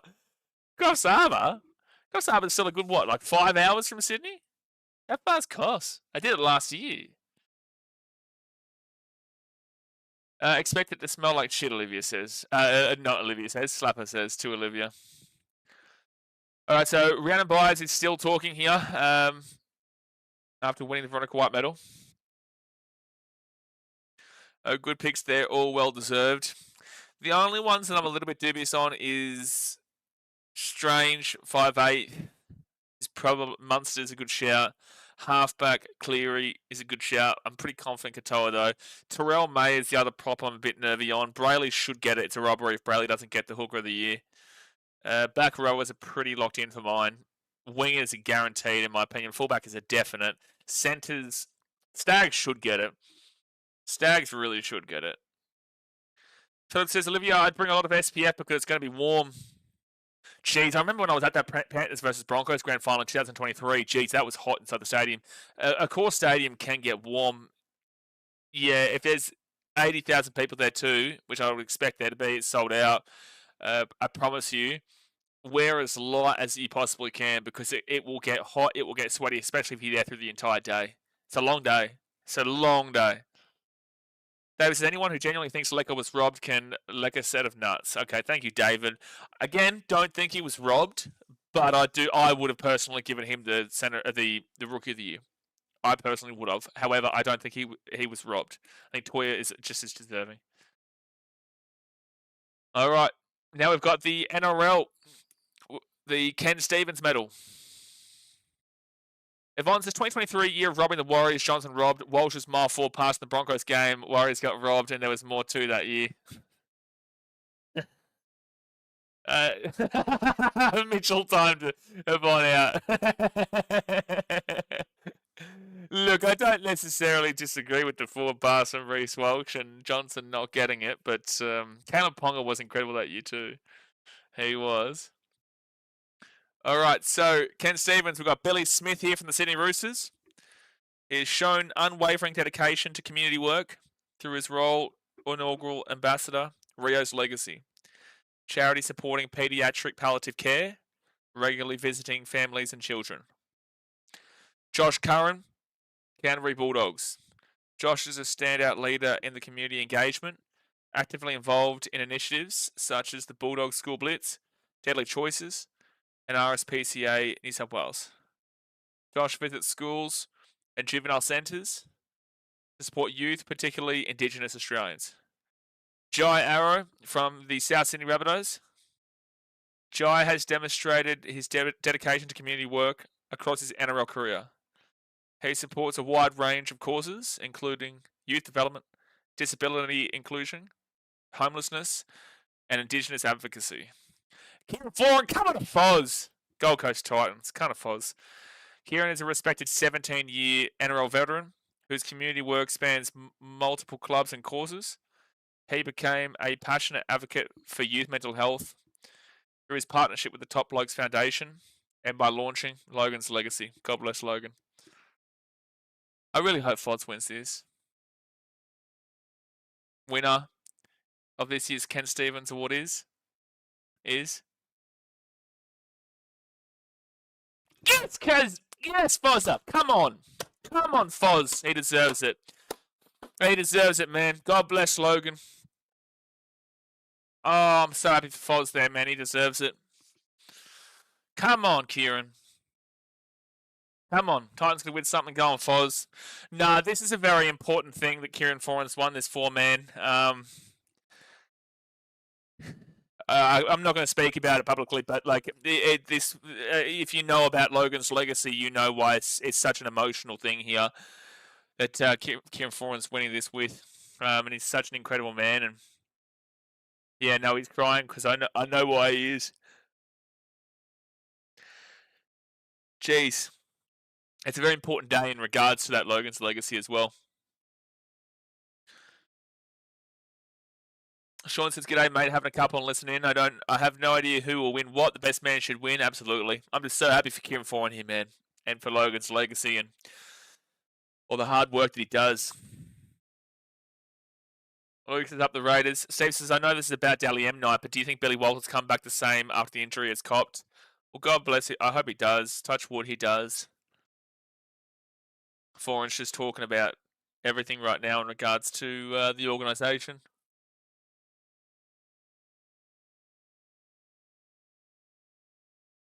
Yeah, Logan would be proud, mate. Yeah, he would be.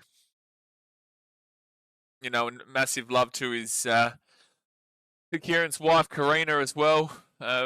Amazing woman. Had to go through such a tough time as well, and that's why that's why I'm emotional watching this, because I know how emotional this would be for them. That's right.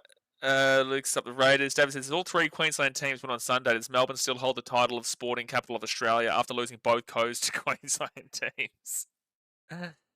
Oh yeah, hold on.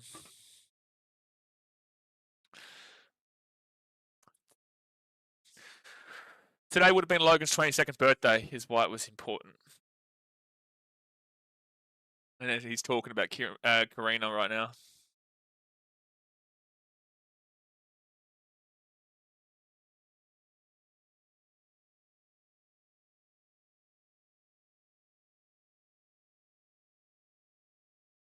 So I'm just listening to what Foz is saying right now.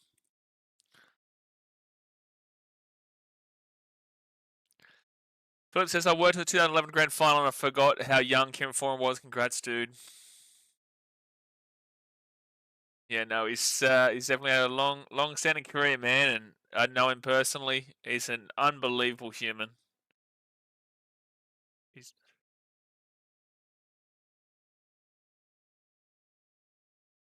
Steve says, can you tell us a bit about Logan? Sorry, I haven't heard about it. Look, it's public knowledge, man. So I will say, and you know, basically Logan killed himself due to depression, and that's Kieran Foran, Karina's son, and Logan's legacy is really all about mental health advocacy, talking to somebody. Today would have been his 22nd birthday. He was a very young lad, very good-looking bloke, and had his whole life ahead of him. Unfortunately, you know, did something that, yeah, you know, but he was such a lovely kid, and that's what Logan's legacy is all about. And I'm so proud and happy for Kieran Foran and the Foran family here.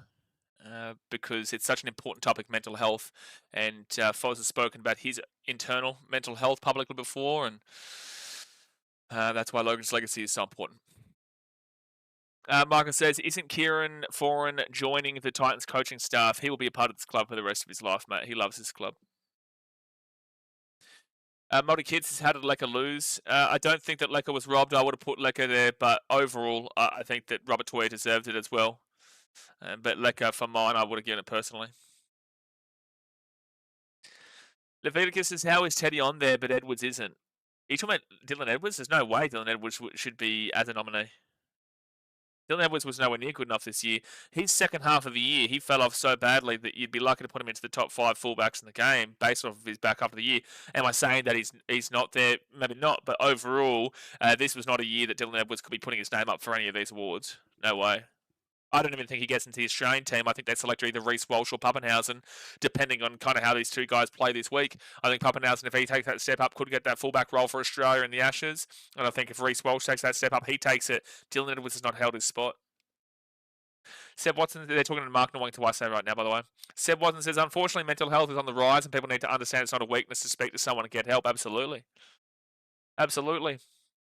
You know, that's why I'm always happy to cry in front of you guys, be emotional, and to show you how I'm feeling, because ultimately I want to, regardless of how you feel towards me, at the end of the day, I'm very passionate and I'm very confident in who I am in a lot of ways. But obviously everyone has troubles, right? But by me crying in front of, you know, sometimes thousands of people on live streams or hundreds of people or just, you know, tens of people, at the end of the day, it shows you that, you know, if I can do it in front of all these people, you should know that it's okay to cry even by yourself if you need to, or with somebody else. Like, it is such an important topic to talk about. And everyone's always like, oh, it's a lot more of a conversation nowadays. Yeah, but it's still not enough of a conversation nowadays. It is a very important conversation. And it is a lot more open and out there nowadays in comparison. But you will still see it get hidden away more than what it should be. And people should be very confident in being able to show their emotions. Leviticus says, but you never know who would win fullback. Yes, you do. You know that there's only 3 fullbacks that are being nominated right now. James Tedesco is one of them. Another one is Reece Walsh. And the other one was... You do realise all the nominees have already been named. So, who were the nominees for the fullback? I know it was Tedesco, it was Walsh, and it was KO Weeks. So I think, Tedesco gets it. I was going to ask, thank you for explaining so we didn't have to respect. Yeah, it's a tough one, man, but, you know, we have to speak about it. So, player of the... Okay, well, yeah, the same player of the year is coming up. We're still after round 18. The next lot will be from round 19 to 24. Well, the next lot will be round 19 to 24. Hold on, I'm just going to share that Kieran Foran. This is obviously a lot more of a chill stream than what our live commentary is of the games, by the way. So if you expect them to come in and see me going like crazy and whatnot, it's very different. It's more of a chill. So I'm just going to put on my Instagram, so proud of Fozza.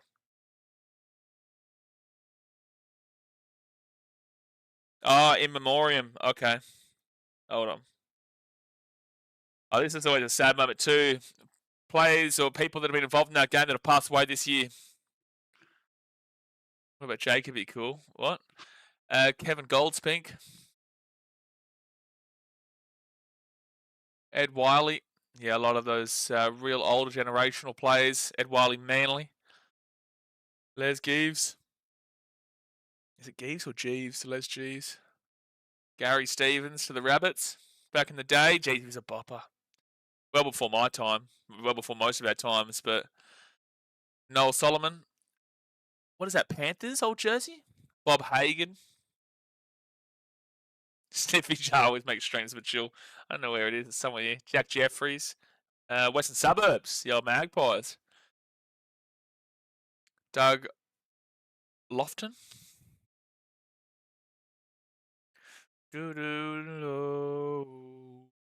Great song. Alan Gill. Kangaroos. Percy Knight. Is that Eels? Taking my snippy go to Sydney here. Olivia says Dr. John Mayhew. At Warriors. Ron Sigworth for the Newtown Jets.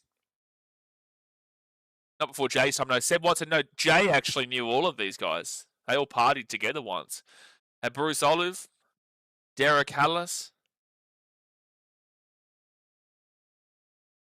Dick Poole. Backer says Teddy has been consistent, always brings something to the table and reliable. Maybe would have won Origin if he played fullback, I reckon. Russell Mullins from... is that Western Suburbs? I read that, replied a second, Bucker. You're right. I thought that was that a Western Suburbs jersey? It was an odd one. Johnny Mays, sorry. Mick Tills. No face. Peter Ryan. It's so interesting trying to figure out what these old jerseys are, because these are all the older generation players. Wayne Beavis. Sam Backo. What a play for the Raiders, dude. Sammy Backo. What a player Sam Backo was. God bless them all. Rest in peace. Great involvement in the game. Always got to respect what's come before you to get to where you are now. But Bucky, you're right. Look, do I think that the New South Wales team wins Origin with Tedesco? Maybe not so much, mate. But overall, Queensland really came in hot in that game 3. Does it get New South Wales over the line in game 2?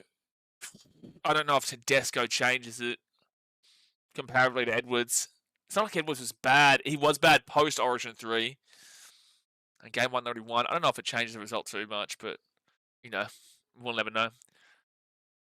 All right, so Braithen Ass is back on. The Dally M... the Coach of the Year. Okay, we've got the Coach of the Year now. So I've predicted Ricky Stewart. Comment in the chat, guys, who you think wins the Coach of the Year. Steve says, the one reason I will listen to your stream over watching TV commentary tosspots, you give your honest opinion on where your heart is, sleeve. Appreciate you, Steve. All right, so NRL Coach of the Year nominee, Cameron Ciraldo for the Canterbury Bulldogs.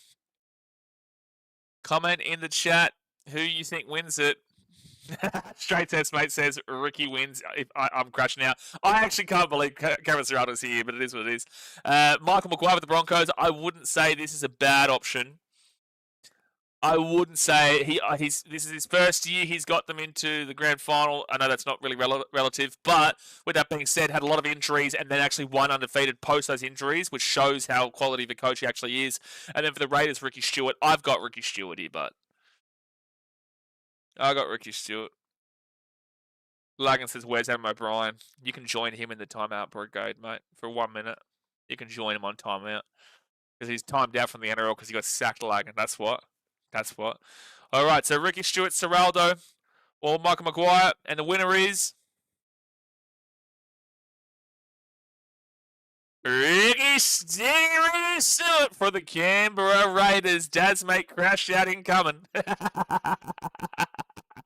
Sticky Ricky Stewart with the crash out for Dad's mate coming on up. Get around Ricky Stewart, Coach of the Year. It's absolutely deserved, lads. Look, I think that people can have their opinions on Sticky Ricky. He is definitely an interesting character for the game. He loves his Raiders, and And it's been a huge involvement in regards to, this team over the years. And he's had his times where people have wanted him sacked, and he's had his times where he's gotten to the grand final in 2019, got into a minor premiership this year.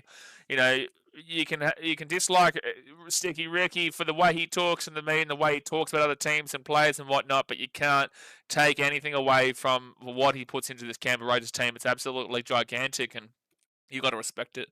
If you had at your club, removing the Raiders, if you had a Ricky Stewart at your club who does what he does for this team, you'd love him. Right, sense there's got to be Madge or Ricky, right? Yeah, Ricky won. Jay says, will they show highlights of Ricky kicking in doors and walls? Yeah, him and Des Hasler. I think Des Hasler's been robbed here. I think he's been robbed. David says, the coach of the best team in the regular season deserves to be coach of the year. Sometimes contextually, not so much. As Sashin says, Adam O'Brien robbed. Dearie me. You know what I'm saying?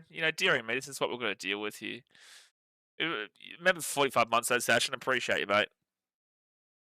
But no, not always, mate. Like, for example, last year... Well, the Storm did get the minor premiers last year, to be fair.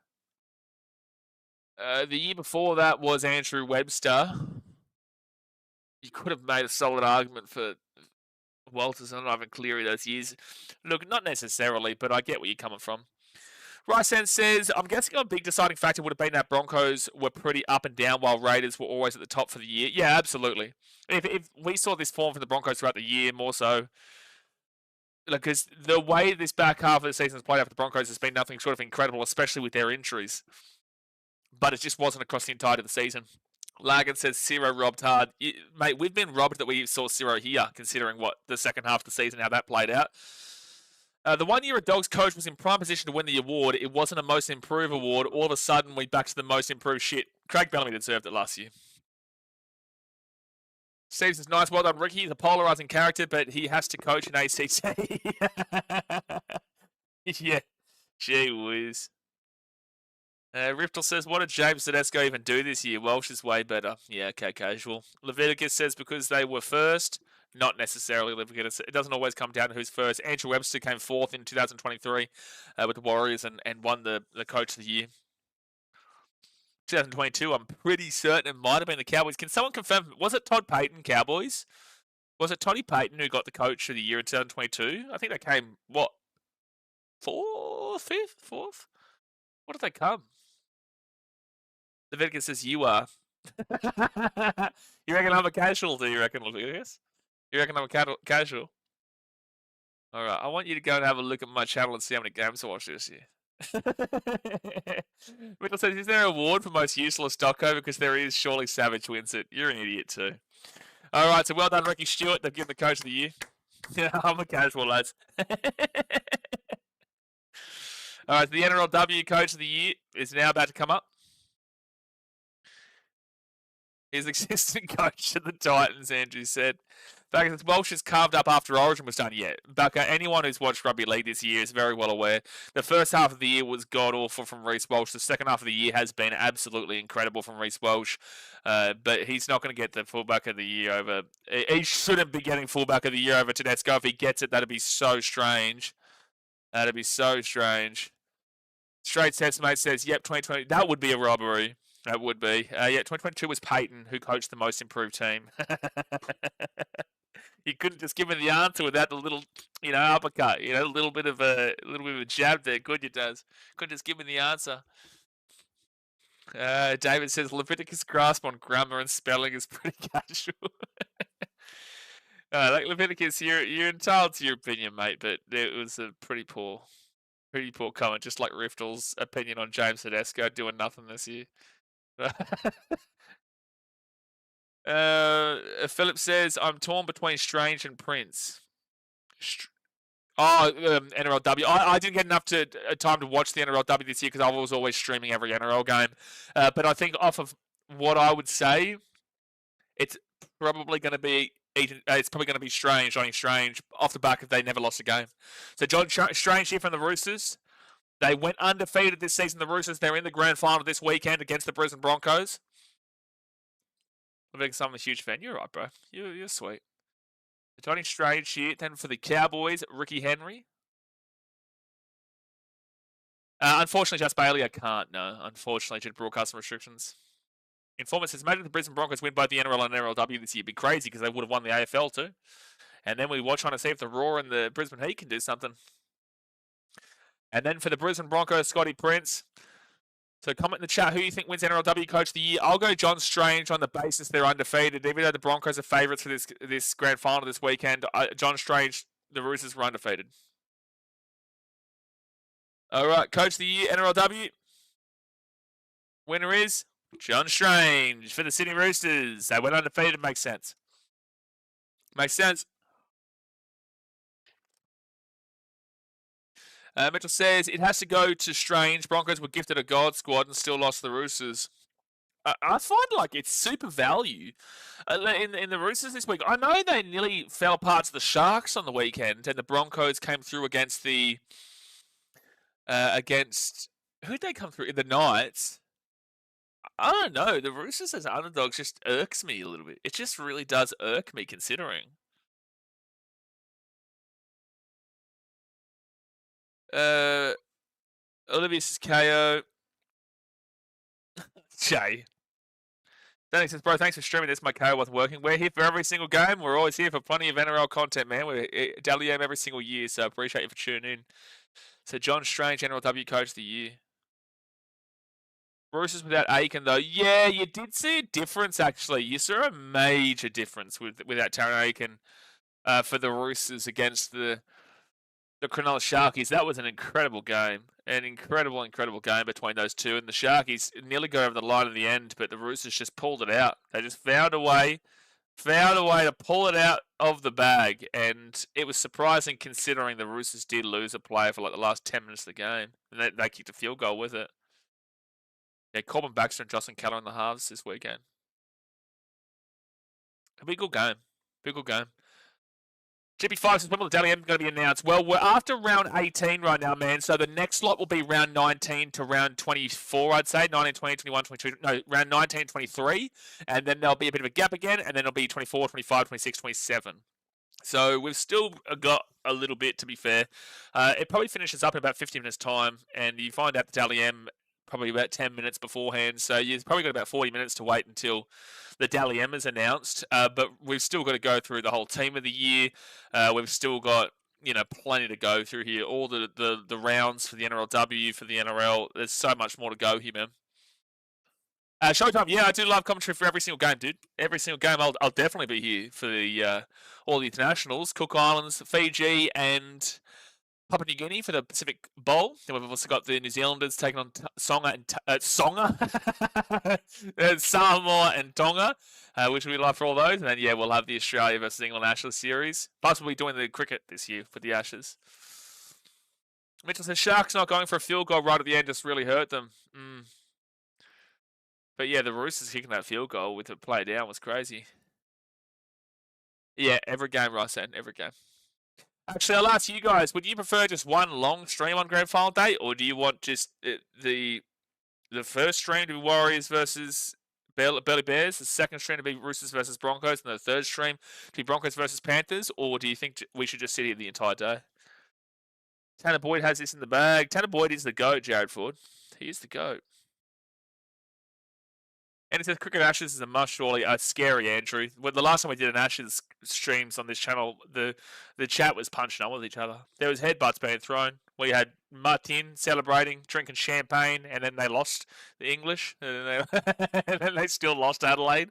He was so confident it was going to be a draw, he was bumping the champagne and celebrating in our chat. And then when they lost, was it Bairstow who put his own foot on the stumps? No, I can't remember who it was, but he got roasted, dude. Roasted. All right, it's time now to present the Captain of the Year for the NRLW. Now, they won the Moral Cup. No, dude, I'm talking back in 2021. 2021. One long stream. Gee whiz, that's a big day. All right, so the nominees for the NRLW Captain of the Year. Brisbane Broncos, Ali Berrigan-Shaw, legend of the game. Viticus says, how would Luke Metcalf win when he's injured? I got Teddy. Metcalf can't win. His season is it finished at this point, and he's already in second. So he doesn't play another game after this. Ali Brigginshaw for the Broncos, first nominee. Second nominee, Isabel Kelly from the Sydney Roosters, the Chalky Chalksters. GB5 Edit says, hey, do you think Teddy will win it all at this rate? Because he's currently in lead, right? Surely he wins it because Luke got injured. I don't think it's really... Yeah, well, Luke got injured. But I feel like if Isaiah Katoa wanted to win this, because he'll still get some points, but if he wanted to win it, he had to be up by now. And then the third nominee is Yasmin Clydesdale for the Newcastle Knights. Yasmin Clydesdale, Ali Brigginshaw, and... Jeez, I forgot the middle one.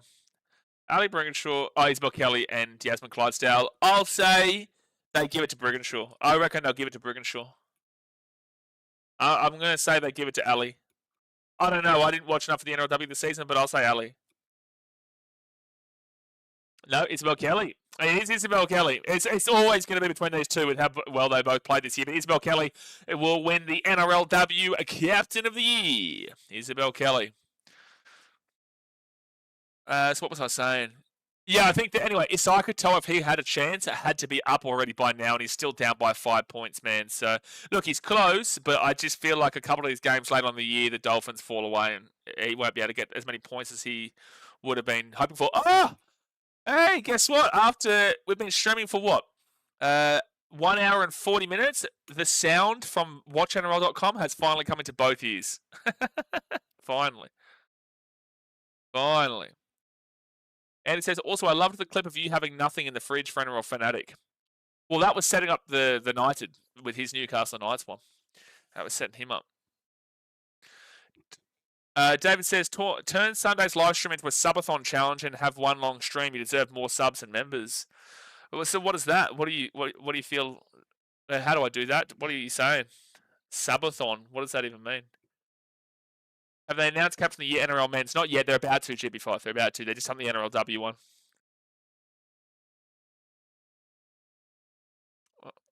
One long stream will be a fun watch. Yeah, we'll do a long stream. I'll just title it as Broncos Storm Storm versus Broncos though. I'll just title it as the Storm Bronx, and then we'll watch all the games throughout the day. So if you see me live hours beforehand, it's because I'm live for the NRLW and also the Host Plus Cup versus New South Wales Cup, but I will have it titled as the NRL Grand Final. Super Sunday stream. Yeah, Olivia got you, Blake. Olivia got you good. Olivia got you good over there. Don't forget to go subscribe to our BKRtravel channel as well. We've got a new video coming out tomorrow. Currently in Vietnam. And got plenty of videos from Vietnam, India, Thailand, Hong Kong, Malaysia. I might be going through Singapore in a couple of weeks' time too on my way back to Fiji. I might be thinking about going back through Singapore. So a new country added to the list. So Isabel Kelly is still talking here. NRLW Captain of the Year for the Sydney Roosters. How do you watch it live? Yeah, with your eyes. It's great. That's a great thought process there, Sean. That is a great thought process. Usually your eyes is pretty good, but then again, you know, people who are blind, they can use Braille. You know, like Black Braille. So, yeah. You're actually wrong, Sean. Yeah. David says, have a goal tier for memberships. Each tier has a challenge, forfeit associated, voted on by the chat. Good way for engagement and help boost your bottom line. Also add challenges for dono goals too. Yeah, okay, we'll do that. I'll have a look at it. We'll have a look at it for Sunday. Thanks for the suggestion, man. Appreciate it. Do you think any Dogs players will get award? Well, you can see my predictions right here, brother. It's on the screen right in front of you. All right, so the NRL Captain of the Year. The nominees are... Who do you guys think will get it? For the Roosters, James Tedesco. For the Roosters, James... Blake's not happy in the chat. So Roosters, James Tedesco is a nominee. Come in the chat who you think gets it. Nathan Cleary from the Penrith Panthers. He's not happy. He's not happy. And then the third nominee is Stephen Crichton for the Canterbury Bulldogs. Captain of the Year? I'm going to say it goes to... They might give this to Critter, eh? They may give it to Critter. I personally would maybe give it to Cleary for the way he guided them late on in the year, but it might be... Oh, it's James Tedesco. Damn, I'm actually a little bit surprised there. I'm actually a little bit surprised. I've got him as my Dally M, and I've got him as my fullback, but I was thinking that maybe because the Bulldogs, they nominated Cameron Ciraldo for Coach of the Year, which means that they're really, encouraging that third position for the Bulldogs as a meaningful thing in regards to this award ceremony. So they nominated Cameron Ciraldo, and they've nominated Stephen Crichton there. So that's why I felt like, even though Ciraldo didn't get it, maybe they were leaning more towards Critter because of how important he was to the team before he got injured. So yeah, maybe. But obviously not. James Tedesco has won the Captain of the Year. Oh no, what's Blake said now? He says, "Are you talking shit to me or?" Oh, he's talking shit to somebody else. He said, "Are you in a grand final?" Nah, then shush, please. Move from the table, you flog. Well, I don't even know why you're this upset. To be honest with you, I don't think you're talking to me because ultimately, mate, the Titans are undefeated throughout history. So, only the real ones acknowledge that. Non-casuals. Monkey Muay Thai says Teddy Captain and Dally M and fullback. He wants to fight the whole bar. Teddy Captain and Dally M and fullback awards incoming. Yeah, Monkey Muay Thai. Well, that's basically guaranteed it for mine. Also, Critter robbed. Okay, Critter was not robbed, his son. You robbed me of my time reading your comment out, but yeah, you did. Yeah, you did. Dad's so happy for the old Fozzer. Get around him. Get around him. What a bloke. So just talking to Teddy right now, you're going to see him plenty more tonight, lads. You're going to see him plenty more tonight. He had too many beers like Stefano. Stefano is getting lippy, eh? He got real lippy. It's a very unstorm-like thing there from that, but I feel like they just wanted a player to get into the media to rip into him, and they didn't want to maybe do one of the regulars. Olivier is in the grand final, to be fair. I'm just not stuck up like you. To be fair, Olivier is there at the grand final. Who won? Who won what? Captain of the Year? James Tedesco.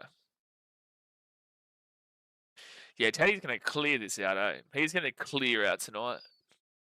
Does anyone, and I want you to make a genuine argument for it in the comment section, does anyone give a genuine reason as to why somebody else wins the Dally M? And explain your reasoning. 55 minutes says, did I hear correctly? Did Bro get the best captain? What the hell, bro? Well, what are you surprised with?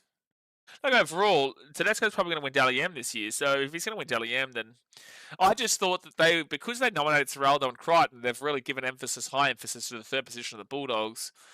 And I was feeling like maybe they would have done that because they know Tedesco is going to be getting the upper two, but this basically just confirms that Tedesco is going to win everything. It basically does. Teddy is friggin' dog. GP5, do you watch James Tedesco on the Roosters? All right, Dally M leaderboard. Here we go. Member for 26 months. Mitchell says we all know this is Appy's award. No, it's Sam Verrills, mate. All right. So they're about to go back into the Dally M leaderboard. We're probably going to go through to about round 23 here, guys. So hit that like button. Subscribe if you're new around here. Here we go. 19 to 23. Okay, here we go. Round 19. Reece Walsh against the Titans. He'll get some good points here. Again, he will explode this back half of the year, but he had no points in the first half. And then James Tedesco against the Dragons. Good win over the Chookies. Jerome Hughes. So Jerome Hughes is going to get some points here.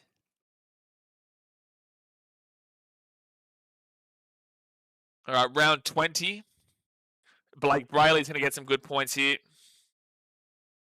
Yeah, that was against the Roosters, and they had a good win here. I think it was like, 30-16 or 30-18 Sharkies against the Chooks at Sharky Park. Bounce back from the big 40-point loss they had early in the year. All right, Bulldogs now. Galvin across to Rinakama. So what? They're giving Galvin points here, are they? People will blow up if they saw Galvin in the top 10, eh? They would. Actually would. Sam Walker to Tedesco. Bro, there is no way Tedesco doesn't win the Dally M this year. It is 1,000,000%. They're just showing him over and over and over again. Oh, they're going to show me this fuck-ass Tigers field goal against the Titans. Get out of here. So that's going to be Adam Dewey with the field goal there. Round 21. Oh, Mitchell Moses with an absolute clinic. Clinic against the Broncos in return. Clinic. Lomax with a try there. Enjoy R360, buddy. And then Tom Dearden.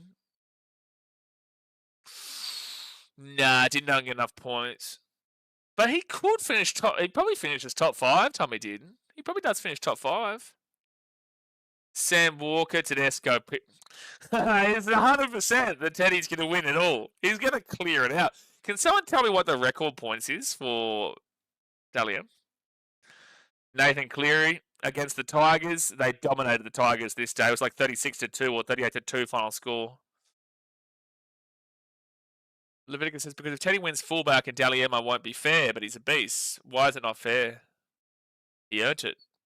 Okay, so round 23. So Dillweed, a dream baller. Good try against the Bulldogs. Tigers got the win that day. I feel like for the AFL Brownlow, there's a top 5. You kind of know the NRL, but for Dally M, it's not that predictable. Yeah, this one for the Roosters with Tedesco it is, though, but I get ya. Braden Trindle there. Back to Nathan. Oh, get this shit. They shouldn't have been in the position to get the 2-point field goal, Nathan Cleary. One of the greatest field goals you're ever going to damn well see. Couldn't do it in the prelim, but had to cheat to get this win against the Titans. Bale says, no, Teddy's won this. He won this before the season even kicked off. I reckon Craig gave Stefano a hiding for being mouthing off. No, I think he's been told to do it. All right, so Raiders versus Manly here, round 23. Ooh, Ethan Strange points. By the way, they've not shown a single clip of Munster across this. I'm feeling like they're giving Ethan Strange 5 out of the year. They have not given a shout out to Munster at all. Gutherson with a nice try against the Sharkies. They won that game by about 8 points, remember? Tedesco again. Tedesco may get 30 points across these weeks, eh? Looking it up, it says Nico from 2022. Don't know how true that is, though. Yeah, Nico Hines won 2022. All right, here we go. So round 19, Elias Katoa, 4 points. He goes up into 9th position, 10th position on 25 points. Tom Dearden, 2 points. He will remain in 4th position on 32 points. James Tedesco, 6 points.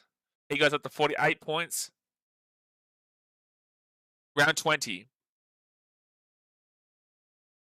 Blake Brayley, 6 points. He goes up into 8th position, 26 points.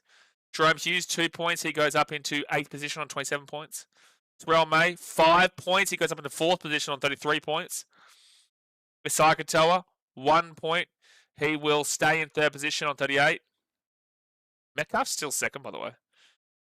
Round 21. Connor Tracy, 4 points. He goes into 7th position on 28 points. Nathan Cleary, plus 5. He goes up into 6th position on 30 points. Blake Brayley, 5 points. He goes up into 6th position on 31 points. Will Kennedy, 5 points. Get out of my face. He's in 4th position on 34 points. Tom Dearden, 6 points. He goes up into 4th position on 38 points. James Tedesco, 2 points. He goes up to 50. All right, round 22. Cam Munster, 3 points. He goes up into 9th position on 29 points. Terrell May, 2 points. He goes up into 5th position on 35. Nathan Cleary, 5 points. He's coming. He's at 35 points on 5th. Blake Brayley, 6 points. He goes up to 37 points and is in 5th. Isaiah Katoa, 1 point. Still in 3rd, 39 points. Round 23. Clint Gutherson, 6 points. He'll go up into 9th on 29. Payne Haas, 4 points. He will move into 9th on 32. Nathan Cleary, 4 points. He moves up into 4th on 39. In round 23, the Roosters played the Dolphins. Tedesco, 6 points. Give him 50 million. Give him 1,000 points. Give him 750. Give him 150 million. Give him 20 billion.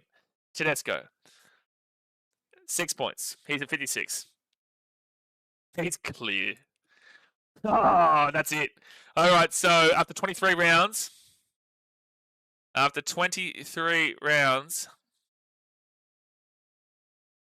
56 points. All right, so, and then 2nd position, Luke Metcalf, 40, Isaiah Katoa in 3rd position on 39. So that doesn't change. So the only thing that changed is that Asai Katoa got 2 points. All right, there we go. So that's updated. Except for this round 23. There we go. All right, so that's updated. Oh, wait, what just happened? Oh, fullback of the year for the NRLW is Tamika Upton. Yeah, Metcalf's still second. Yeah. So they're doing the team of the year for the NRLW. Tamika Upton from the Brisbane Broncos, fullback. New Zealand Warriors. Peyton Takimawana. This is on the wing. Sheridan Gallagher. Newcastle Knights. NRLW Centres of the Year. Isabel Kelly, Sydney Roosters. That was always going to happen. User one says, yeah, Tedesco's got it. Mate, he's going to clear this shit. Julie Robinson, Brisbane Broncos.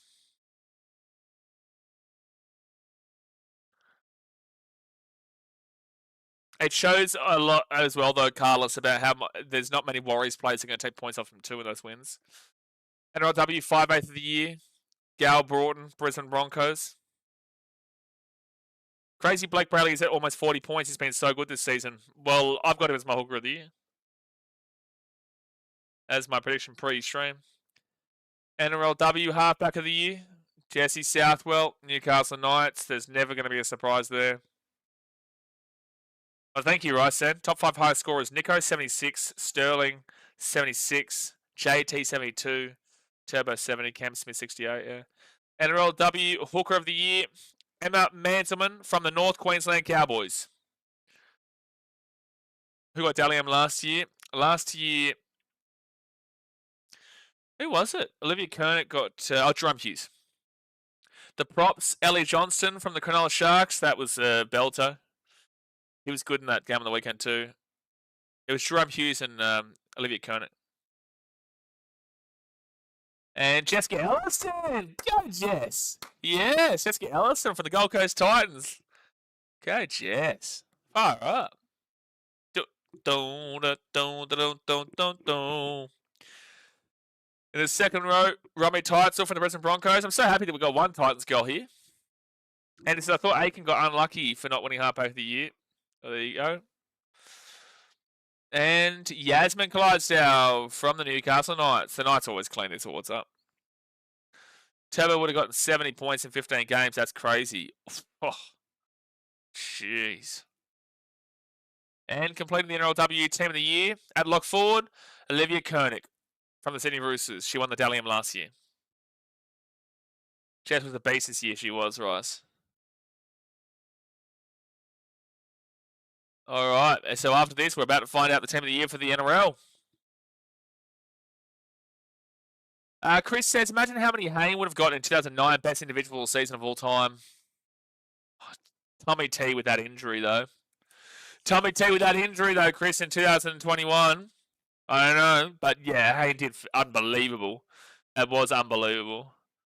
All right, here we go. So we are about to have the NRL Player of the Years.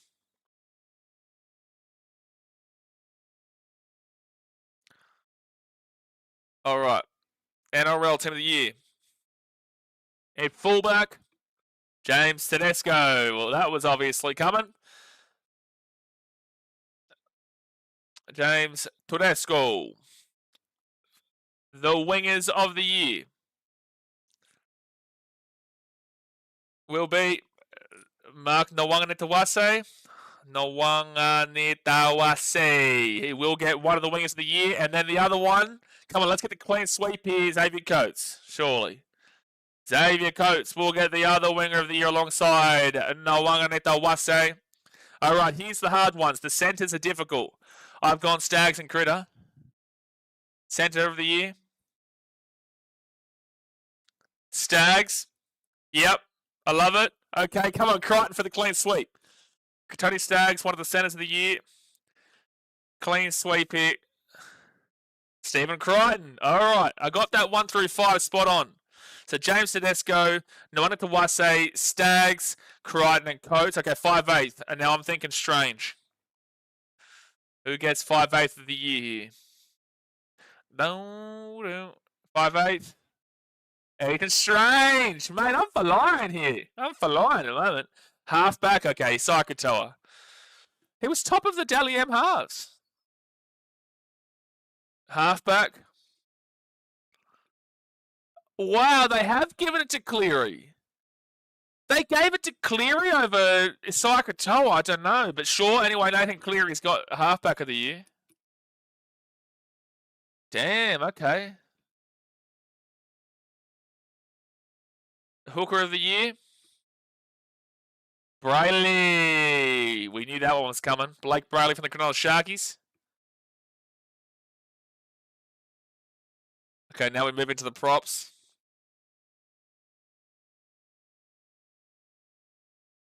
Prop forwards. Fanor Blake, okay. AFB. Oh, I'll put it normally. Fanor Blake. Interesting. This next one has to be Haas, though. Payne Haas, yeah. And now second row is going to be interesting. I've gone Elliot Katoa and Hudson Young. The two props are Payne Haas and Adam Fanor Blake. Not out of this world surprising, but second row. Eli Katoa. And now I've said Hudson Young as the other one.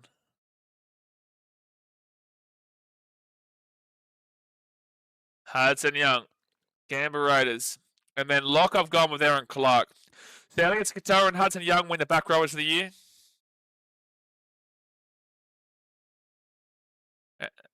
Come on, be Aaron Clark. Lock.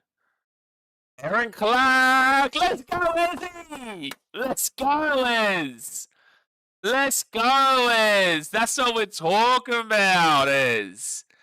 Yes! Yes! That's what we're talking about, is.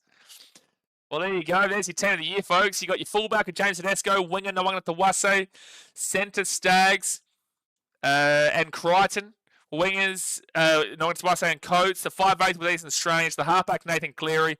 Props of Adam Fanor Blake and Payne Haas. The hooker was Brayley. Second row, Katoa and Young. Lock is Clark. Coach, Ricky Stewart. And the rookie is Robert Toya.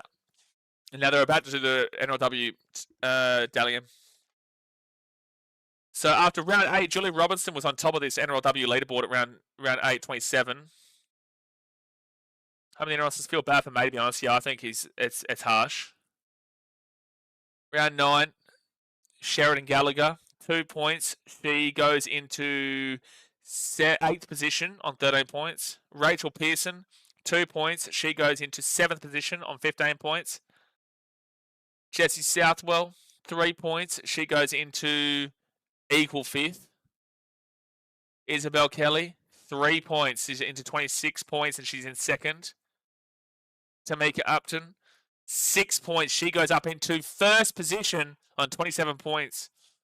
And Julia Robinson, 2 points. She goes into 1st position on 29 points. This is close. With 2 rounds remaining, it's 3 points between Robinson and Kelly. Julie Robinson is still in the lead. Tamika Upton is 2 points behind, and Isabel Kelly is 3 points behind. Whitfield is 7 points behind, and Veron and Southwell are 9 points behind. Isabel Kelly in round 10 misses the Roosters and Raiders game due to injury, so she's not going to win the Dally M. Jessie Southwell polls 6 points and moves into equal 3rd on 26 points. Broncos clash against the Warriors. Robinson is rested. Oh! Chancy for Upton. Upton scores 2 tries and polls 5 points. She goes into 1st position now on 32 points. This is very close. Julia Robinson being rested is crazy, crazy stuff. Now to racing for Upton, Robinson, Kelly, and Southwell. Isabel Kelly runs for 200 metres against the Sharks, so she's going to get 6 points here. 3 points for 200 metres. 29 points. She's in 2nd. Jessie Southwell, 5 points. She goes up into 2nd position on 31 points. And the Dally M medal is now down to Tamika Upton and Julie Robinson. Well, Robinson's on 29. Upton's on 32. The Broncos defeat the Cowboys in the final round by 46 points. God help him. Robinson has 9 tackle busts. What? 270 metres. She's getting 6 points for sure. Scored the try. At fullback, Upton sets up a try. A hat trick. Oh, dude, how do you judge that? I have to give Robinson 6, though. That's Robinson. 3 points. Only 3. Tamika Upton, all she needs is 1 point. She's got it. Tamika Upton will win the Dally M.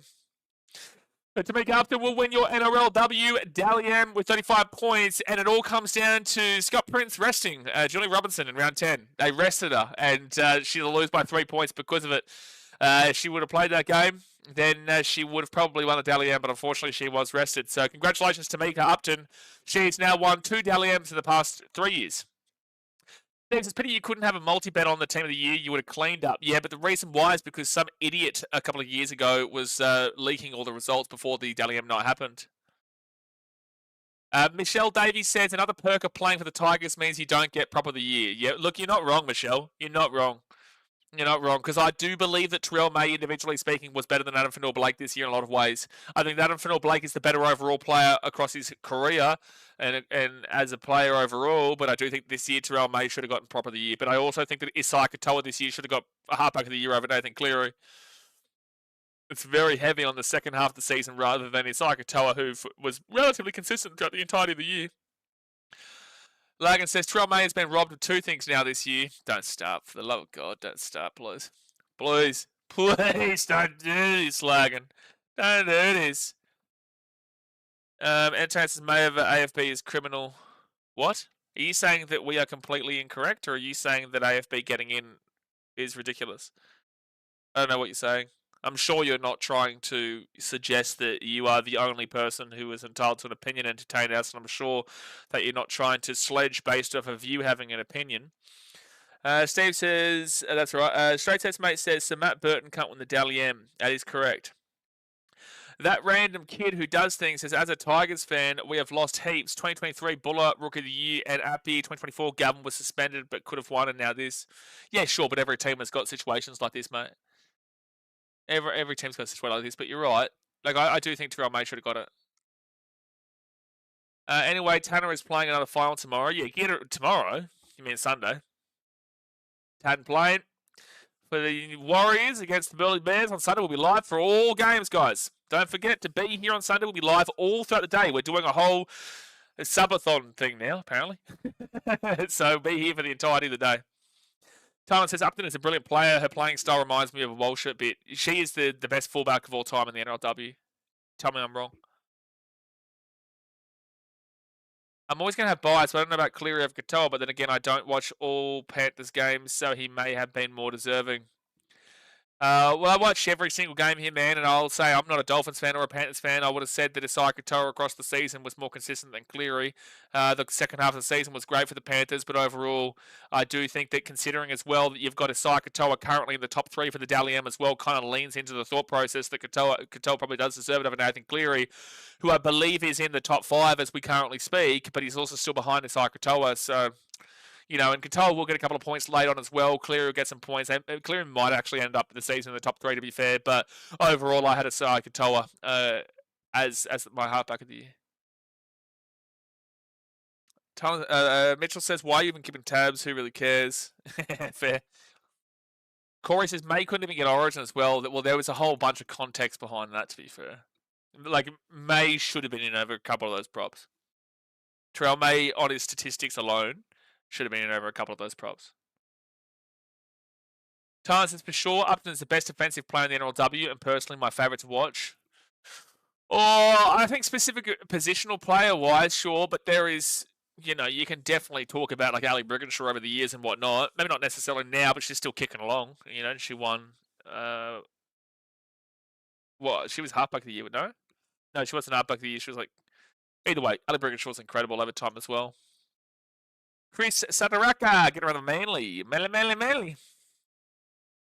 So Tamika Upton's still talking here, by the way. Tamika won the NRLW Dally M for 2025.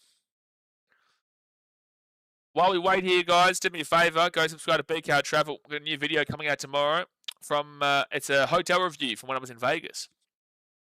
Hotel review from when I was in Las Vegas, and we're going to start doing all our reviews from Vegas, Hawaii, all the hotels and Airbnbs we've stayed in Vegas, Hawaii, Hong Kong, Delhi, Agra, Jaipur, Udaipur, Bangkok, Hua Hin, Bangkok again, Ho Chi Minh, Vung Tau, Ho Chi Minh, Kuala Lumpur, back to Ho Chi Minh, and then we've also got coming up Singapore. So plenty of content over there. So go and check it out. If you've got a question, drop a comment over there and I'll answer it on a video as well on the BKRtravel. All right, here we go. So now it's time to announce the Dally M NRL 2025, the winner. Let's go. James Tedesco is your current leader on 56 points after round 23. Isaiah Katoa and Nathan Cleary actually tied on 39, by the way. That's actually quite interesting when I was just talking about that. So round 24, Tom Dearden, who's in 5th, 4 points. He goes from 38 to 42. He's in 2nd position, Tommy Dearden from the Cowboys. James Tedesco, 1 point to 57.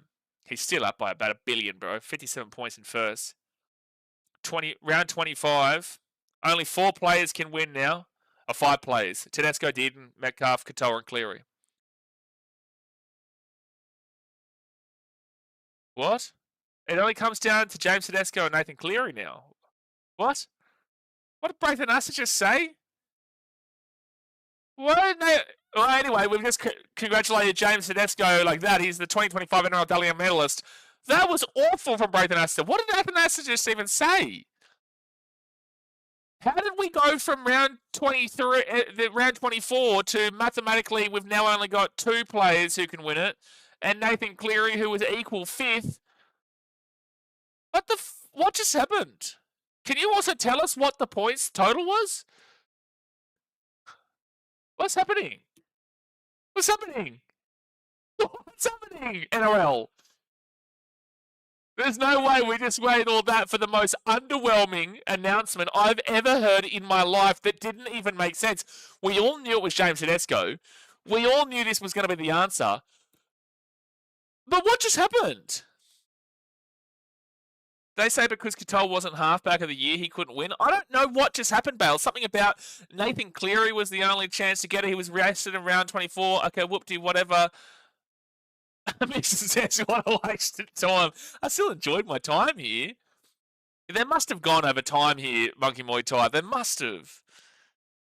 Now, Jimmy 5 declared went up Cabelli here. No, James Tedesco did it. Eric Arus is anticlimactic. Well, it was just so hosted so poorly just then. So James Tedesco, to clarify for everybody, is the Dally M. We all knew this was going to happen since about round 23 last year of who was going to win the Dally M this year with James Tedesco. The point isn't that, though. We got to round 24. There's still round 24, 25, 26, 27, right? So Tedesco is well in advance. We know this. We don't know the final tally right now. Braithen Astor randomly brought up that there was 4 players that were still eligible to win the Dally M after round 23. But yet there was 5 players on the screen, being Nathan Cleary, Isaiah Katoa, Luke Metcalf, Nathan Cleary, and somebody else. Anyway, the point was there was 5 players there. He said there was 4, but that didn't make sense because there was 5 on the screen. And then just randomly out of nowhere said, well, it's only between James Tedesco and Nathan Cleary. And Nathan Cleary is like 17 points behind him. And then he says he's been rested. Tedesco's your winner. That's the most anticlimactic thing I've ever seen in my life. It's the most anticlimactic thing I've ever seen in my life. But not Tommy Dearden. James Tedesco absolutely deserved this Dally M by far. Okay, so here we go. After round 27, thank you for showing us after round 27 what the final tally was. Okay, here we go. So Tedesco 67, Cleary 45, Isaiah Katoa 44. Payne Haas ended up equal 3rd too, by the way. Tedesco 67. Hold on. James Tedesco ended up on 67. Nathan Cleary 45. Nathan Cleary 45. And then Isaiah Katoa 44. So I guess there represents why he got halfback of the year, Nathan Cleary, to be fair. He did just beat out Isaiah Katoa by 1. Because Dearden and Katoa didn't win halfback of the year. They went screw it. That was beyond stupid. It was a beyond stupid way to finish that off. Tyler says that was hilariously awful. It was so awful. It's like, what can they, like, to defend their side, what can they do about a 67 to 45 swing? You know what I mean? Like, what can they do there? But you could have at least read through the remaining rounds so we knew how the players got there. Like, or build up something. I don't know. Yaru says Teddy won Dally M medal. He did, yes. He did. Before everyone goes, don't forget, on Sunday we'll be live for all 3 games, so definitely be here. If you haven't subscribed yet, hit that subscribe button. James Tedesco's just chatting away right now. Oh, I've got an update over here as well. Well, I did pretty well with my predictions. To be completely honest, overall. You know, I got the Dally M correct in my prediction. I got the rookie wrong. It was Robert Toye instead of Lekadasima. I got the coach right, Ricky Stewart. I got the lock in Aaron Clark. I got the back rowers in Katoa and Young. I got, obviously, Payne Haas. I do think that Terrell May should have been over Adam or Blake, but I got that one wrong. I got Brayley. I got Katoa and Cleary wrong. I got Strange. I got Coates. I got Crichton. I got Staggs. The one that's Wase. Let's go. Pretty happy with my predictions. Pretty happy overall. Corey said that didn't make sense. It didn't. Bale says because... that's right. I read that. Jared Force says Break got a bit pissed backstage. Jimmy Fire says, is that the end of the awards, the men's? Yes. Yes, so we just got James Tedesco having a speech right now, and then when it finishes up, we'll jump off here. For the time being as well. Tuvey played well, but blah, blah, blah. Tuvey? Where'd Tuvey come from? The old twos? Over 20 uphill, yeah. Well, as you would have seen when we were watching the games all year long, like from about the halfway point of the season, we said Tedesco's got this. 3/4 of the way, we all knew Tedesco had it. And that's why when people say, oh, what does Tedesco do nowadays? They don't watch the game, bro. I want you to know, for everyone out there watching right now, I need you to be aware. If anyone tells you that Tedesco is not good anymore, I need you to know that that person doesn't watch Roosters games and they probably don't watch much rugby league at all. So don't even buy into the discussion, the argument, because they don't have anything valuable to add into the discussion because they don't actually watch the Roosters. They don't watch James Tedesco. And if they do watch him, they hate watching him because there is no one with a sane mind that can say that James Tedesco hasn't deserved it this year and is absolutely fantastic still to this day. Just obviously isn't playing Origin because they went with Edwards. And they've got Reece Walsh and Pappenhausen now and whatnot for the Australian gig, and Edwards still kicking around. So please don't ever take anyone seriously who says that Tedesco isn't good. You know, because it's stupid. It really is. There's such a ridiculous thing that people talk about in regards to Tedesco falling off. Mitchell says Tedesco wouldn't have become the player he is had he not been in the Tiger system. Yeah, we're timing you out. Shut up about Walsh. Yeah, no, we're not. Oh, Dion's saying, did Walsh make top 10? Let me have a look. I need to go back because the NRL has been so all over the shop in regards to showing us this ladder of the final. They only showed us the final 5, I think. They only showed us James Tedesco, Nathan Cleary, Payne Haas. I don't think Reece Walsh has gotten into the top 5. Blake Brayley finished in 5th position. He finished in 5th position there. I don't know. Probably not, to be fair, because you've got Luke Metcalf, who would have been situated around that 6th, 7th position. I'll be honest with you, Warriors fans. I do not think that Luke Metcalf wins the Dally M if he was fully healthy. I think 67 points is too good. I don't think that Metcalf would have got more than 67 points, even though he was on 40 or 39 or whatever at the time. I do not think that Tedesco gets caught on 67. I don't. So that would have been much more interesting. It would have been a closer battle. But look, so Tedesco finished 9 points away from the highest ever score of Nico Hines in 2022, 76. You know, and still finished 9 points away from Sterling in 1986 and stuff like that. I just don't think Luke Metcalf would have got 67 points. Who wins on Sunday? Well, Lee, great for you. There's a video from yesterday. We did a live stream. We did a full preview and analysis for the Broncos versus Storm game, so you can go and check out that video. Sniper Wombat says was only 1 point away last year as well. Exactly right. Bale says, congrats to Teddy, well deserved. Well, guys, I appreciate you for tuning in as per usual. Metcalf maybe mid-50s. I'd probably say upper end 50s, mid to upper end 50s, yeah, but I don't think it's 67. I don't. But I appreciate you guys. Hit that like button. Subscribe if you're new around here. Appreciate you for all the support as you always show. We'll be live on Sunday. All 3 games. We're going to just do a whole live stream all throughout the day. It's going to be a massive, massive, massive day of rugby league. So if you want some interactive commentary, some people to talk to, we've got the chat here. You got me. We'll have a drink. We'll have some food. We'll enjoy the day. It's going to be a big one. First up, we do have the Burleigh Bears taking on the New Zealand Warriors in the Host Plus Cup versus New South Wales Cup. Then we have the Sydney Roosters playing host to the Brisbane Broncos in the women's game. And then we have the Melbourne Storm playing host to the Brisbane Broncos in the men's game. So appreciate you. And congratulations to James Tedesco. And I'll see you guys soon. Thanks for watching. Catch you later. Bushka. See you later.